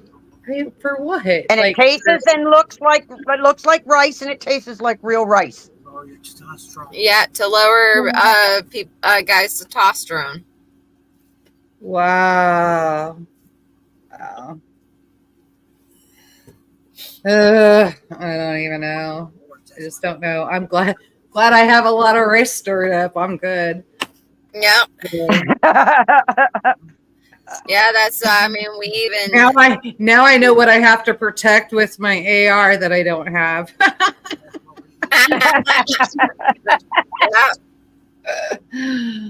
Oh man. Yeah, but that's what I mean. Why we forage and eat what we have off the land. Yep. It wouldn't be there for us if it wasn't any good for us, really. We wouldn't, it's there for a purpose. Well, and it always What did our ancestors do? Yeah, and it always amazes me how the land grows for you too. So, the land will pick up you know what you need and that kind of thing. I don't know if I ever told you guys this story. So there was a gal that I know, and her mom planted tomatoes, and so she got sick. She was diagnosed with cancer, and got very, very, very ill, and because they were poisoning her. And so tomatoes are great about the person that pays attention to them. So if that tomato stops producing and doesn't produce a lot of tomatoes, and maybe there's 1 or 2 on there, basically the tomato will actually, I know it's going to sound weird. You guys call me a hippie, call me whatever you want. But it's creating that vitamin K. And so she was like, well, Mom got sick, so I just ate it. And I'm like, that tomato was growing for her. That was meant for her, not for you. And she goes, well, now I feel horrible. And I was like, so how was she? And I felt bad because I didn't know. I thought her mom was still alive. And her mom died shortly after that. So it was pretty sad. Wow. Yeah. Yeah. But yeah, I need to get out and go get first lane cut. I'm just trying to figure out around everybody's spring and that kind of thing. I think I'll probably do it during harvest. Right now they're starting to pick up straws getting baled, hay's getting baled. And then beans still haven't been gotten and a lot of corn hasn't been gotten. So I think I'm going to wait until the field across the street, till Chance gets over, or DJ gets over and clears that one out. And then we'll kind of see what happens from there. But like you was saying about that tomato thing. If you get a seed of something, put it in, like one person like me, I'll put it in my mouth, let it get my saliva on it, and then plant that seed. Huh? You said meant saliva? Yeah, saliva. In your mouth? Just stick it in your mouth and then let it just sit there for a minute. And then once you do that, then you want to go ahead and plant it. And let's just call it what it is. That devil's lettuce will grow for you, and it is medicine. So, yeah. Yep. Yeah. And that is per Miss Callie Blackwell, author of Boy and 7 Billion. I tell everybody all about that story. Yeah. Yep. Absolutely amazing. I'm so glad she joined our community, her and her husband. And actually, because you know what? Her son will be here next month. So super excited Oh, about that'd be nice. Yeah. Yeah, because I grew up with my father dying with cancer when I was a teenager, and I watched him slowly diminish from, he's 6'3", and he was almost 200 pounds. And when he died, he was like 90 pounds. Yeah. I watched him, and he wouldn't take anything except for what the doctors gave him, and it never helped him. Yeah. So, and then my husband having cancer. So it's, And that's what they were trying to put her in prison for. You know, they were literally trying because she was trying to save her son. And so, you know, they were killing him. He was. Did you read the book? Did you ever get the book, Lucy? No, I haven't gotten it. No, not Uh, yet. but there's I still can go on her. I can go on her site, can't I? And still order it when I'm able to. Okay. Yeah, you can. I think they're still at the apothecary, and somebody else will ship them out. We're trying to get the apothecary up here, but it's going to be a while. We got to get them set for winter first. But yeah. But yeah, so no, yeah, it was horrible. So she fought the big fight, and they tried doing everything, tried taking away her parental rights, tried putting her in jail, and then had the nerve after she told everybody what she had done and how she took care of her son, and that is what healed him, and then had documentation on how that healed him. They had the nerve to get the what is it? I forget what they call it. But it was the legal marijuana thing. The people that are behind that had the nerve to go and offer her $15 million if she would stop telling her version and only tell their version. And she said, no. Oh, wow. She said, I'm not doing it. No. And so, you know, they want to make you think that you're going to these distributors and, you know, you're going into these, I don't know, dispensaries and you're getting the right stuff and you're not. And Callie's tested out quite a few of them to just kind of see. She did some in Missouri. And so kind of figure out what exactly they knew. People behind the counter don't know anything. They can't help you. Nope. And now it's been crossed so much that it's making people sick. So there you have it. Yep. But it's a mess. So I don't know. You just got to be careful. I think just let the land do it for you and then figure out what you need. So. Oh, yeah. Oh, yeah.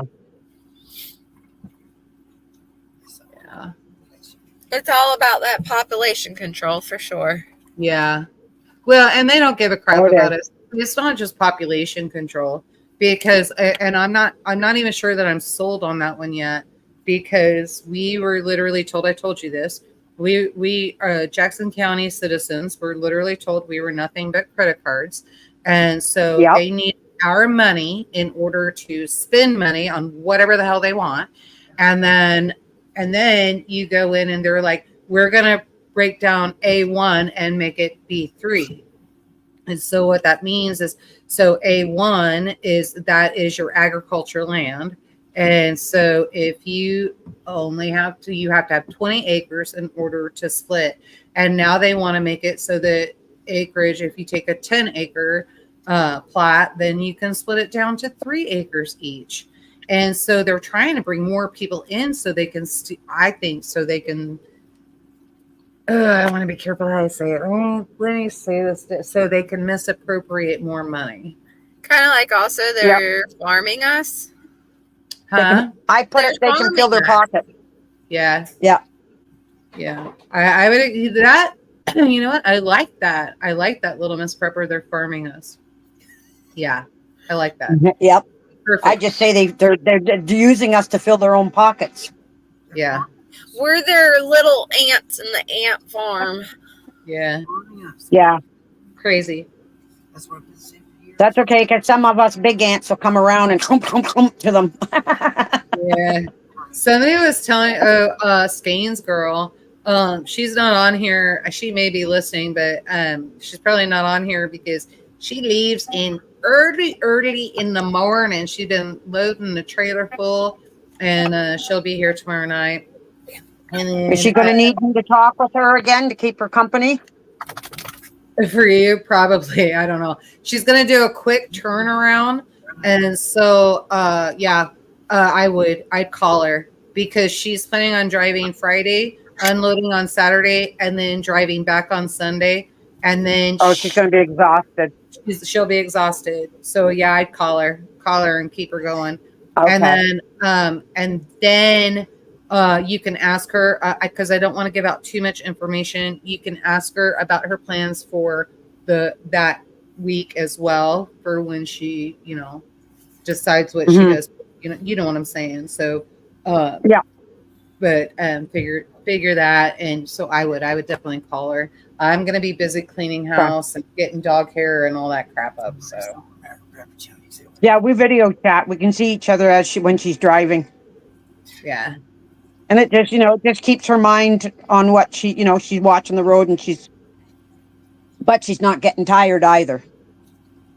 Yeah. Well, she has a weight. So what I'm concerned about, and when she's super excited, it's easy for her to get here, but then she's heading home, and she's been working hot days in the sun, loading a Conex container with no AC and middle of a field and all of that. She's going to be drained, and she's got to leave early in the morning in order to get back at a certain time. And that trailer is slowing her down. So, I mean, she does pretty good, but I mean, it's loaded. It's slowing her down because it's more gas stops kind of thing. And her being by herself, it's hard. Yeah. Yep. So I'd love to help her out more, but I got things on my plate I'm trying to get done. I've got to get food ready. I still have to make cinnamon rolls, do all that. Jonathan asked me if for tag. Come on, they're not for tag, are they? No, for camp. I cook at camp out. I cook at camp out. You know what you should do? You know what you should do, Yoda? Is make some cinnamon roll and try and add a bit of squash in there, and then say these are your special cinnamon rolls. You really love them. He probably wouldn't even know. But yeah, no.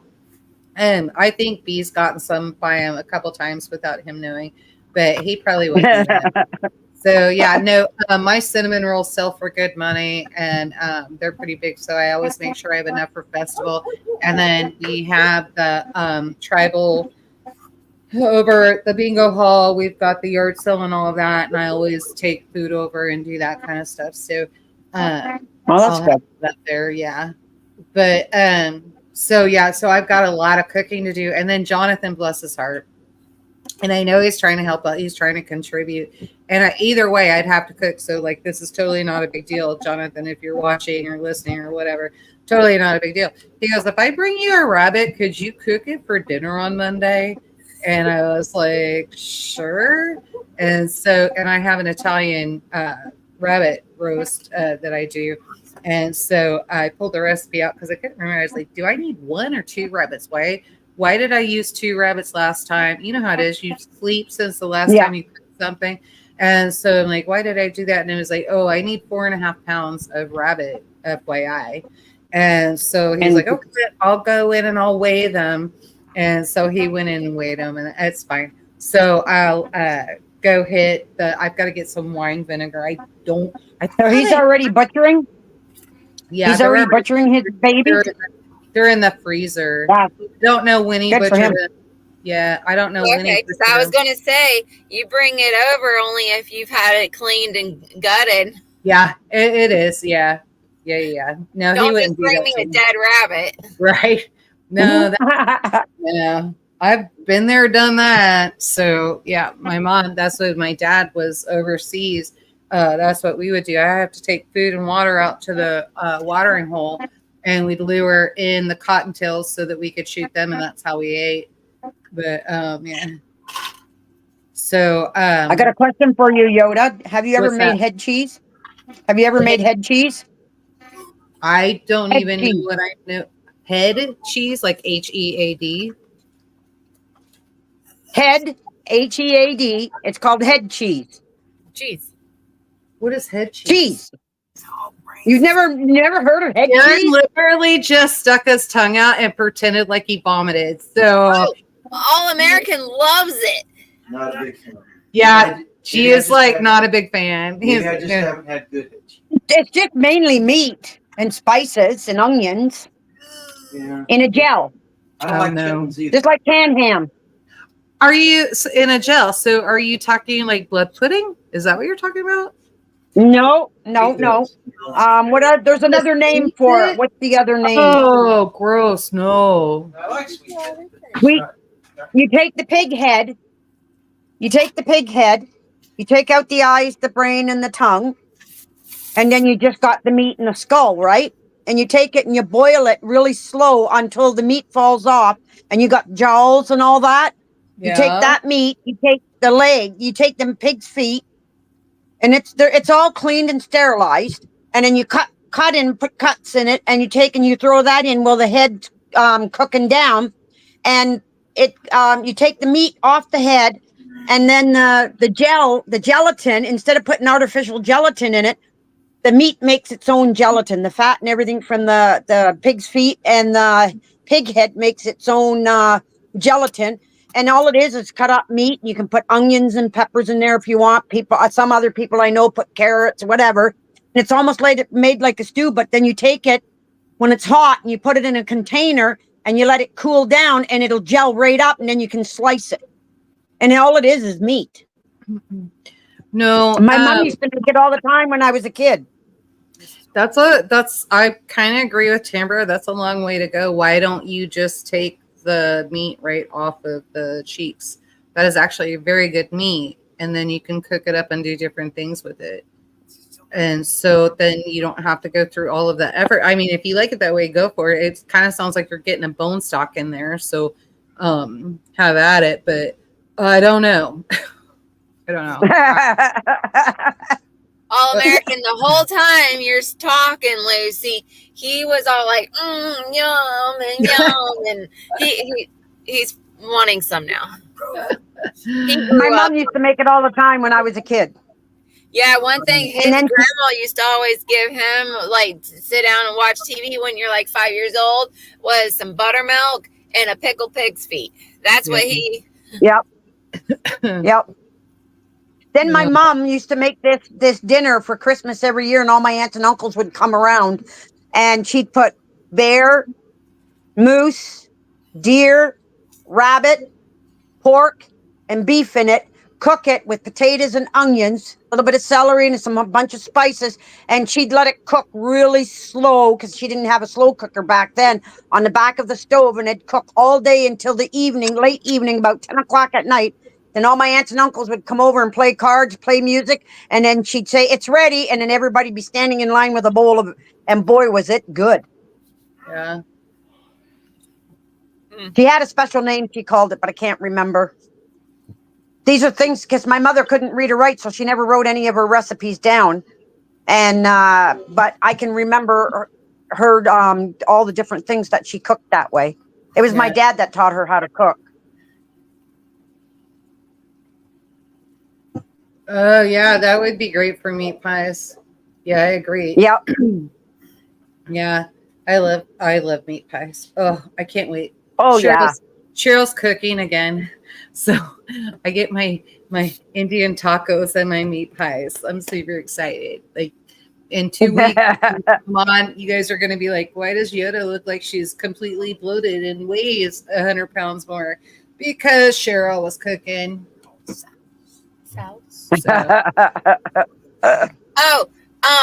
Our local grocery store here, Publix, it sells that hoghead cheese, but it's called Souse, right?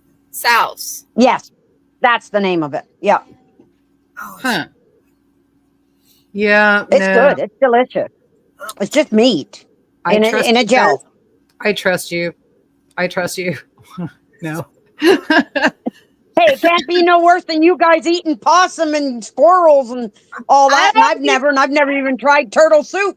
I don't eat possum, first of all. And I don't either. That's actually all American. Yeah, and that's Garen. He thinks like possum pie is the best.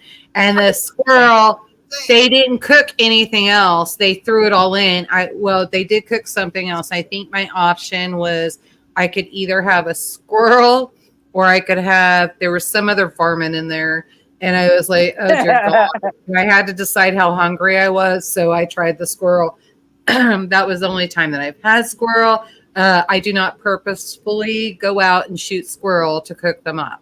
So I love my lambs and my sheep and, goats and that kind of thing, and hogs and beef. And I'm happy. So okay, all American. He's like, quote me on this. he said if it makes a turd, he'll eat it.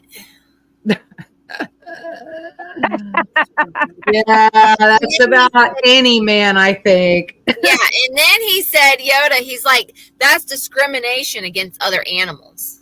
Well, I'm white and I'm a woman, so I'm racist and I discriminate. It is what it is. So Can't be no worse than the government trying to make us eat bugs. oh my gosh. Did you hear the who was it? Harley Davidson? No, not Harley Davidson. There's another company dropped their DEI policies, and the reason why, it was Harley. Some other company dropped it because they saw what was going on with Harley Davidson. Harley Davidson is almost going bankrupt because of that policy. Oh, wow. Yeah. And so bikers are throwing out their jackets. They're not wearing them anymore. They're not purchasing anything from them anymore. And that was just stupid to do anyway, because everybody knows an Indian bike is better than, a Harley. So just save the extra couple grand and go get one. But yeah, I thought it was very, very interesting. So yeah, G told me that and I was like, huh. Well, I guess we're doing something right. People are standing up and just saying no. Yeah. Do what? I'd rather be with a Fred Flintstone car, big round stone tires, and you pedal with your feet and run. Right. Exercise at the same time. Yeah. Yeah, Karen's right. Go woke, go broke. And I think that's about where everybody is. We're done with this crap being shoved down our throat. Oh my gosh. You guys, today's news. Did you hear what happened? What? This is great. No, it really is great, but you got to let me get to the end. Kamala Harris took Waltz with her for her first interview. So she needed her security animal in order to be able to go and have this interview, and sat down with him. She's actually a really hard worker. She knows where the regular people are coming from, because she had a job at McDonald's. She was their fry person. She made the French fries. And they're like, what gosh. in the world? And then they were like, wait, what? And then Walt starts talking about the common man and, how he was a coach and he did this and he did that. So everybody was like, okay, wait, because this sounds like they're really trying to put JD Vance under the bus, like he's nothing, and they're trying to figure this out. It's all lies. They have called McDonald's Corporation, all of that. She never worked for them. And JD Vance has never had a coaching job. Oh, now, wow. Maybe he coached Pop Warner. I don't know, but G's done that. It's kind of, if you were dad, that's what you got to do. So, but yeah, no, never worked at McDonald's. And I had a job when I was 15. I worked at Burger King. And so I don't know. I was just like, I need money. And Mom's like, go get a job. So I went and worked at Burger King. You cannot just do French fries. I wasn't allowed to go in there and go, I just want to do French fries. You do everything. Nope. So if they need you got to work where they put you. Right. If they need a register open, you go there. If fries have to get dropped, you do that. That's why there's a timer on fries. And so you set that timer when you listen for the timer while you're on the register or wrapping burgers or whatever. So ridiculous, absolutely ridiculous. So who knows what's going to end up happening with this election? I think it's all rigged anyway. We'll see what happens. But I find it very interesting that was CNN that she interviewed with, and they were the first ones to call the red flags. I tell you what that means. Yeah. What that means. Not the election, it's the selection. Yeah. I think that's what the Democrats are upset about. I'll be real interested to see if she actually makes it to the election and isn't replaced. I'm not sure. I don't know. Yeah, I don't think they're happy. Trump and Biden already had their debate. It needs to be like Trump and Harris need to have their debate. That is coming up. Don't open that. That's for the elementary school. And sorry. You need one of those little those little hand things, and then he goes to touch something, smack him. No. Because then if I save something like that and then I forget to eat it, it'll go bad or whatever. So, but I think he was opening cheese in a meat stick. So, I think that's what I was seeing. But yeah, and then That plastic cheese. no, this is it's cheddar. So, Okay. yeah, they're sticks, and so you just take the cheese block and then put them up, and then you can cube them too. But if you just put them in a stick, and sometimes I've done some for them where I can take the mozzarella and then I just wrap that in deli meat and it's together. But I'm so freaking busy right now; it's just easier to buy the turkey sticks and the cheese block. But see what Rabbit is asking the question. One question he'd like to ask us: how far are we from a major city? Depends on what size of a major city. Yeah. Yep.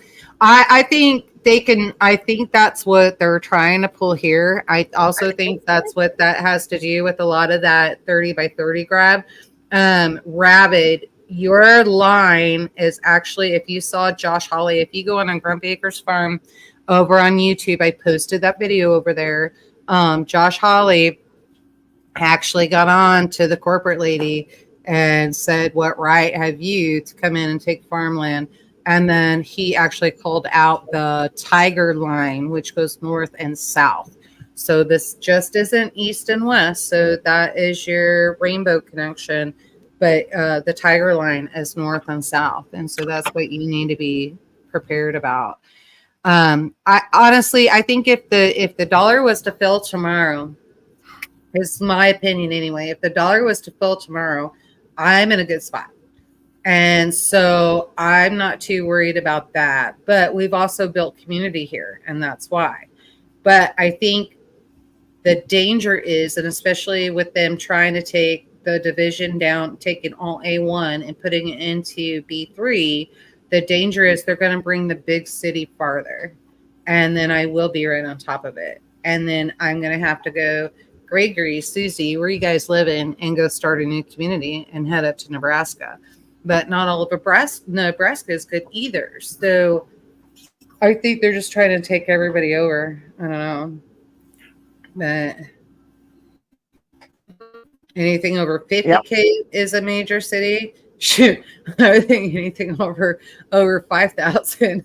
But we're also different. We gauge everything from if there's no lights, perfect, that's where we want to be. And then all of a sudden, one stoplight comes in. Oh, warning! 2 stoplights come in, and they were like, and then all of a sudden, 3 stoplights. That's where G draws the line, and we're gone. So.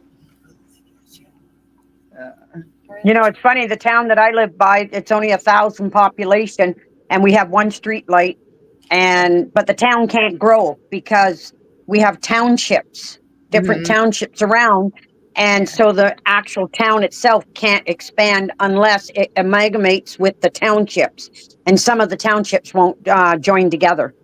Yeah.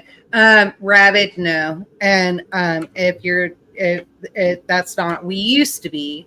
So when we were in Pleasant Hill, that's where we are. I think everybody gets confused. When we started our channel, that's where we were. We were in Pleasant Hill and Cass County. We are not there anymore. So, and I think that's where he's also getting confused. I'm saying Jackson County. Every single state has a Jackson County. So, but yeah, just like Polk counties, there are so many Polk counties.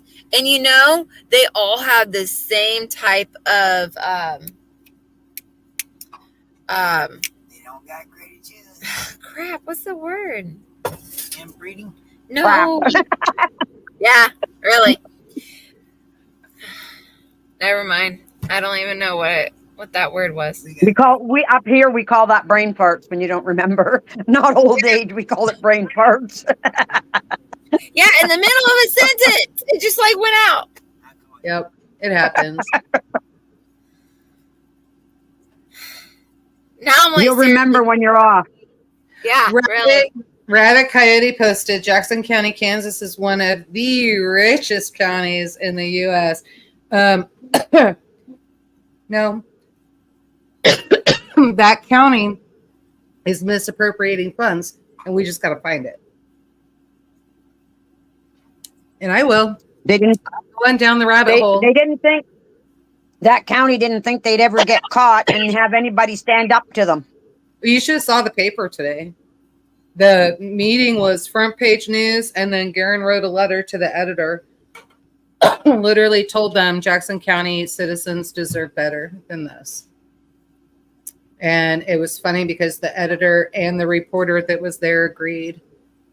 But I also saw the notice for the meeting after everything that's gone on, and they have the option after everybody says what they want to say. They have the option to close the meeting so public cannot be there, and then they can vote on it. But they said they're going to send it to the commissioners for the commissioners to do final approval. It's BS, absolute BS. Yep. And so basically what they've done is they've realized they've pissed off their neighbors and family members. And so they don't want to take accountability for it. And right now everybody's hating on the 3 commissioners that are in there. So go ahead and let them take the blame. They woke the bear. Yeah. Yep. They woke the sleeping bear. Biggest mistake they could have ever done.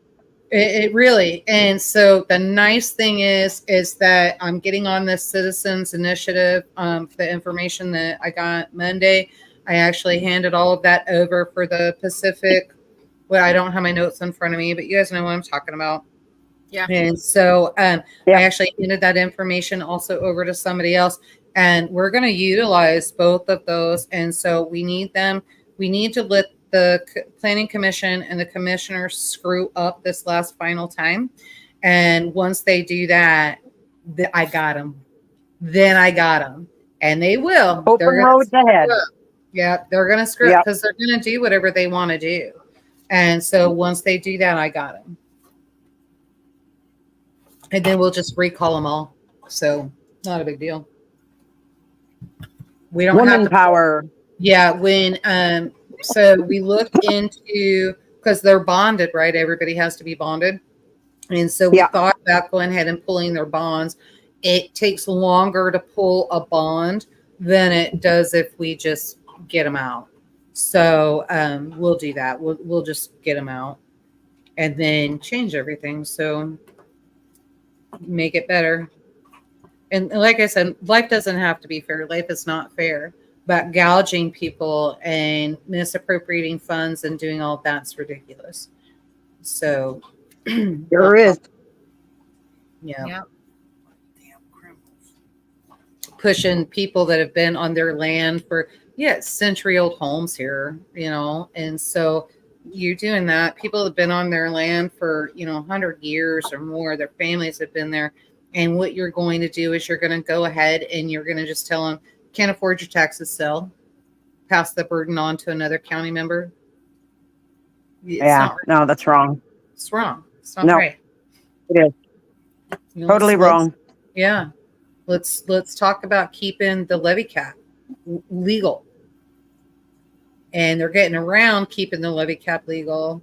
I don't want to go there. I don't want to share that information because I know they're watching. So I want to be careful. I'm still trying to think of the word I was going to say. That's going to drive her nuts tonight. You'll be asleep. And you wake up at 2:00 in the morning. That's what I was thinking of. Yes. And then then Terminator and I are going to get text messages or an email that says, "This is the word I was thinking of." Yes. Been there, done that. So yeah. Oh. It's just like when you put something up and you say, "Yeah, I'll remember that," and then you don't, and a month later you still can't find it, and then a year later, "Oh, that's where I put it." Yep, exactly. I can always find it when I don't need it. When I need it, I can't find it. Yep. And I have safe places apparently all over my house because I'm missing a ton of crap. I even at one point was running around. I told Garen, somebody's been in our house.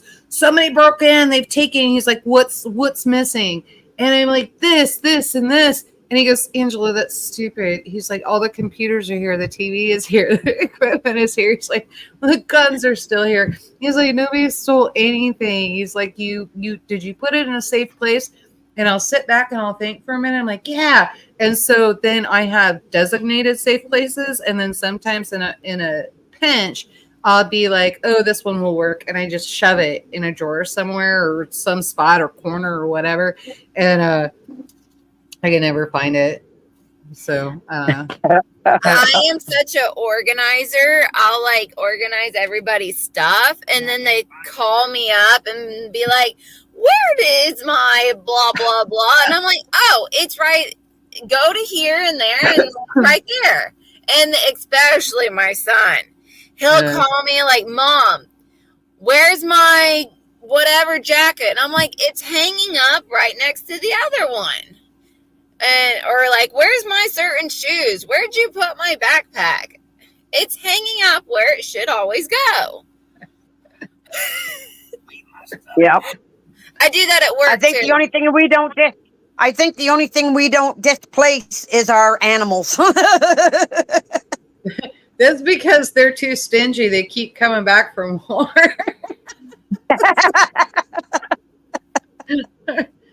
Hit me. Pet me, love me. Yep. Yeah. Yeah, everything needs a spot. Legit. Yeah, my issue is like I need to get the other side of the house finished so that I can get everything out of the outbuilding into here. Because that's part of my problem is that I can't find, like, I know I have special pans for XYZ and that kind of thing. No idea where they're at. G came in and he's like, we need to store more toothpaste. You need to go through to inventory and then start storing up and doing this and this and this. And like, dude, I have boxes of aluminum foil, boxes of toothpaste and all this other stuff. And he's like, well, where is it? And I'm like, in a box labeled bathroom somewhere in the outbuilding. It's a 30 by 50 outbuilding and everything is stacked, like some of it high. And so, he's like, how am I going to find that? And like, I don't know how you're going to find it. Not until, and so he has finally started cleaning some stuff out and taking stuff to scrap. It's a box that says bathroom. Yeah. Yeah. I mean, it's labeled bathroom. Some of it is labeled hallway closet. And so, cause I would have my, I forget what you call it. I don't know. I don't have one. I haven't had one. It'll be 3 years in October, and linen closet. And so my linen closet was in the hallway. And so that's where I would keep all the extras, So I would play Tetris and have everything. Did you see that? What? It almost looked like she had remembered the word. Yeah. Oh, no, and I kept talking. She went to say something and she went blank. No, I was going to say reputation. It is reputation. Okay. That's the word I was looking for. Yes. All Polk counties have the same reputation. Yeah. Yeah. Yep. And it's a lot of myth problem. And that's the idea, right? Because that's where your liberals go to. They flock to the city. And, why is that? So we can deep dive in there. And I'm sure somebody's going to get pissed off in here or something about what I'm saying. I think everybody in here is pretty much like-minded. But they have them so well under the Marxist system that they have absolutely been sold on, I have to be in the city. And so, everything is right there. Electrical vehicles, no vehicles, clean, what is it? I call it the Clean New Deal, but I'm not sure that's what it is. The clean energy. Yes, the clean energy and all of that stuff.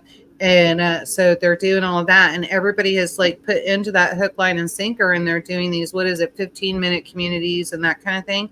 And so when you do that and you all live in there, and here's what I hate to say, they're going to have a hard wake-up call because they're going to be trapped. That is nothing more than a prison in your future. And so if you look at the social score that's going on in your ESG score, you guys heard about that? And so China's launched that and all of that, which this is why I think it's so hilarious that Muslims are all about China, because the Muslims in China have the lowest ESG scores, and they are considered slaves and put in one community. And do your own research. This is accurate. And so then you have an ESG score as to how much money you spend, how hard you work, and all of that. And then that tells you how many kilometers that you can go, how much, how many miles, what grocery store you can go to, if you can go to a movie or not. Like, this is all controlled up there, and that is what they're trying to bring here. I kid you not, guys. It's all true. And so then next thing you know, your ESG score is so low that you have to go get your chicken from the dump truck from the street that the dump truck just dumped there on the street. And that's what you get to eat. And so they're going to be in for a shock, but they're doing it to themselves. So I don't know. It takes me back. Have you guys ever seen Handmaid's Tale? If you ever watched that. What was it? Handmaid's Tale. So I can't remember where I found it on. It was like Netflix or something else, Hulu or something like that. And so kind of reminds me of that situation. And when I first started watching it, Garen's like, why are you coming in watching that socialist crap? And I was like, well, it is. And he's like, yeah. And he goes, go ahead and watch it. And so I watched it. And it must have been a review that he saw, because he never watched the series. And I think there's a book too. So I don't think you have to watch the series. But so as I get through it and I'm starting to watch, and I'm kind of sad now because now we don't have the ability to get it. And I don't know. I haven't looked it up. But in the Handmaid's Tale, essentially what happens, they take everybody. And I started watching it right before COVID happened. And I'm telling you, it's so incredibly accurate. And then by the time you're done, they took all the normal people. So your Republicans, conservatives, people that could have children that refused to take the vaccination and all of that. They took all of them and made them slaves. And so all of the people that took the vaccination became sterile. And so they were using the conservative people that refuse to take the jab to have their children. I mean, there's some rough parts in there. You have to be really careful, especially if you have some issues from childhood or whatever. If you have some issues, you have to be careful. It's extremely graphic, and but it's absolutely horrible. And up in New York, I found it really funny because New York was the worst part, and that's actually where, like, picture Washington, D.C., New York ended up becoming the headquarters, and it got so bad so the handmaidens couldn't talk. They masked them, and there were literally bars so that they couldn't talk in the front. Yeah. Wow. So it just, I was like, whoa.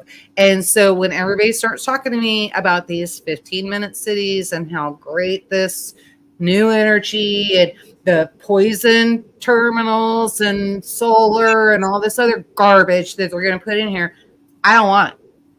And I'll fight to my death. I will fight to my death to make sure it does not happen. Yeah, and All American, he actually, even as you were saying that, he was like Snowpiercer. It was a movie and then turned into a TV show. Uh-huh. Yeah, he was like, y'all should watch that one. I'll look at it. Snowpiercer? Yeah. Okay. Oh, sorry, Snowpiercer. Snowpiercer. Okay. Yeah. Garen's probably seen it. I'll have to go look at it. But yeah, so I find it really funny because this is when we talk about propaganda and the things that they're doing to us, they've literally been training everybody for years. I'm going to say as early as the 1930s, 1940s, when movies started and all of that, they've literally been programming our society for years to get you to that point. So Piercer. Okay.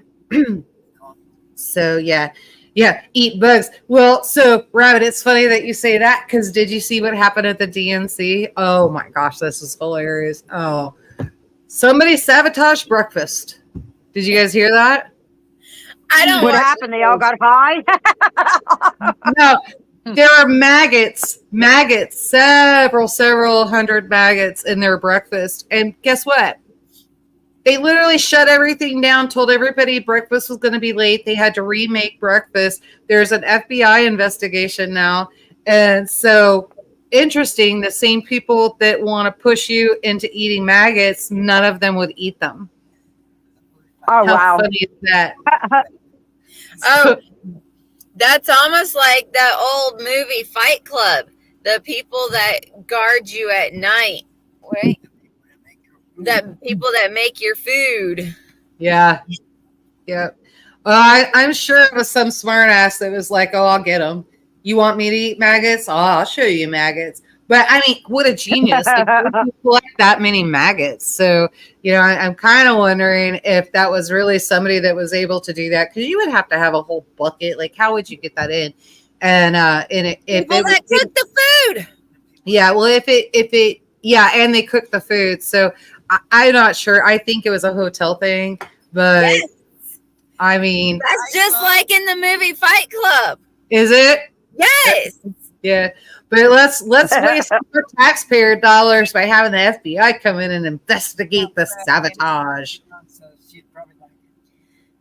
Yeah. I mean, and it's an old movie because, Brad Pitt was in it and he was young then. Yeah. So, yeah. I remember it. I think I've watched it, but I've slept since then. So I don't know. What was that? Fight Club was late 80s, 90s, somewhere in there. Was it that late? Project Mayhem. Yeah, something like that. Yeah. And he watched it so much, I remember all of the movie. Right. And actually, I enjoyed it too, though. Yeah. I don't watch much TV. We don't really watch I'm much. too busy. We watch a lot of informational survival stuff, or just when we want to chill and relax, then we'll watch like a good movie or a TV show. Yeah. Yeah, like on Amazon, they have free movies, and they have a it's like a regular TV show, Survive or Die. Yeah. And so it's all kind of different, like Homestead Rescue. We like watching that one and others like that. Yeah. Homestead Rescue I've seen, and there's another one. Oh my gosh, you remember the guy that used to do, and I can't even remember the name of it. His name or the show. He's over in Europe. And so he used to do the lives of the rich and famous. Remember, you might be too young, Ashley, but I remember that. Yeah, and so he went and bought a farm, and so they're documenting all the stuff that they're going through. Oh my gosh, it's so funny to watch, so much fun. But I haven't got to catch up on it in a while, but. He was doing sheep, and that was hilarious. Had problems with his fencing. He was trying to do it with just crossboards, and so it didn't work out so well. But I'm just like, it cracks me up because I'm like, oh my gosh, this is our daily life. And you were genius enough to turn it into a TV show. Yep. But, hey, we're a TV show. Yeah. Yeah, because hold on, let me pull it up. No, we're not. Rabbit, Oh wow! I must. Rabbit, I never scared you with my ugly face on a 70 inch.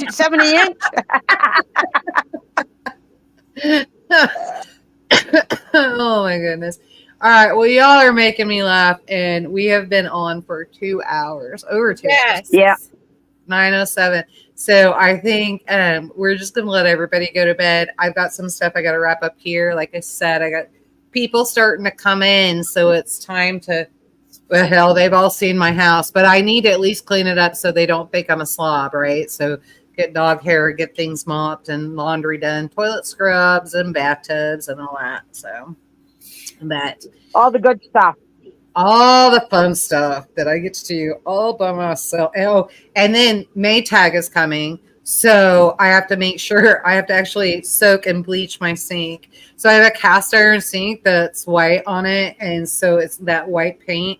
and so everything stains. And I thought a farm sink would be so pretty, and it's not. So I have to soak everything in bleach and then let that sit and then drain all that out, scrub it again, and then I have to go at it with the bartender's helper to get it white. I don't want him. I'd be embarrassed if he saw my sink the way it is right now. I know. Now I'm like, show us your sink. No, you don't have to see it. Well, just say, so I just did mole sauce. I did making tamales and that kind of thing. So it's probably every single color. It is just, on the base where it sits. And then I have a problem. So somebody doesn't rinse his dishes out and doesn't always wash them. And he just sits them in there. And then he'll go in and wash his hands or get something and waters everywhere and that kind of thing. So God only knows what comes out of what bowl that sits there. And I'll go in to do dishes and I'm like, there's literally crumbs sitting on my sink.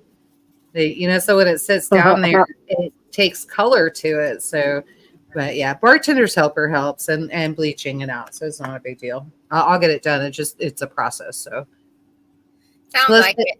Anyway, you ladies all have a good night. I've been going since 5 o'clock this morning.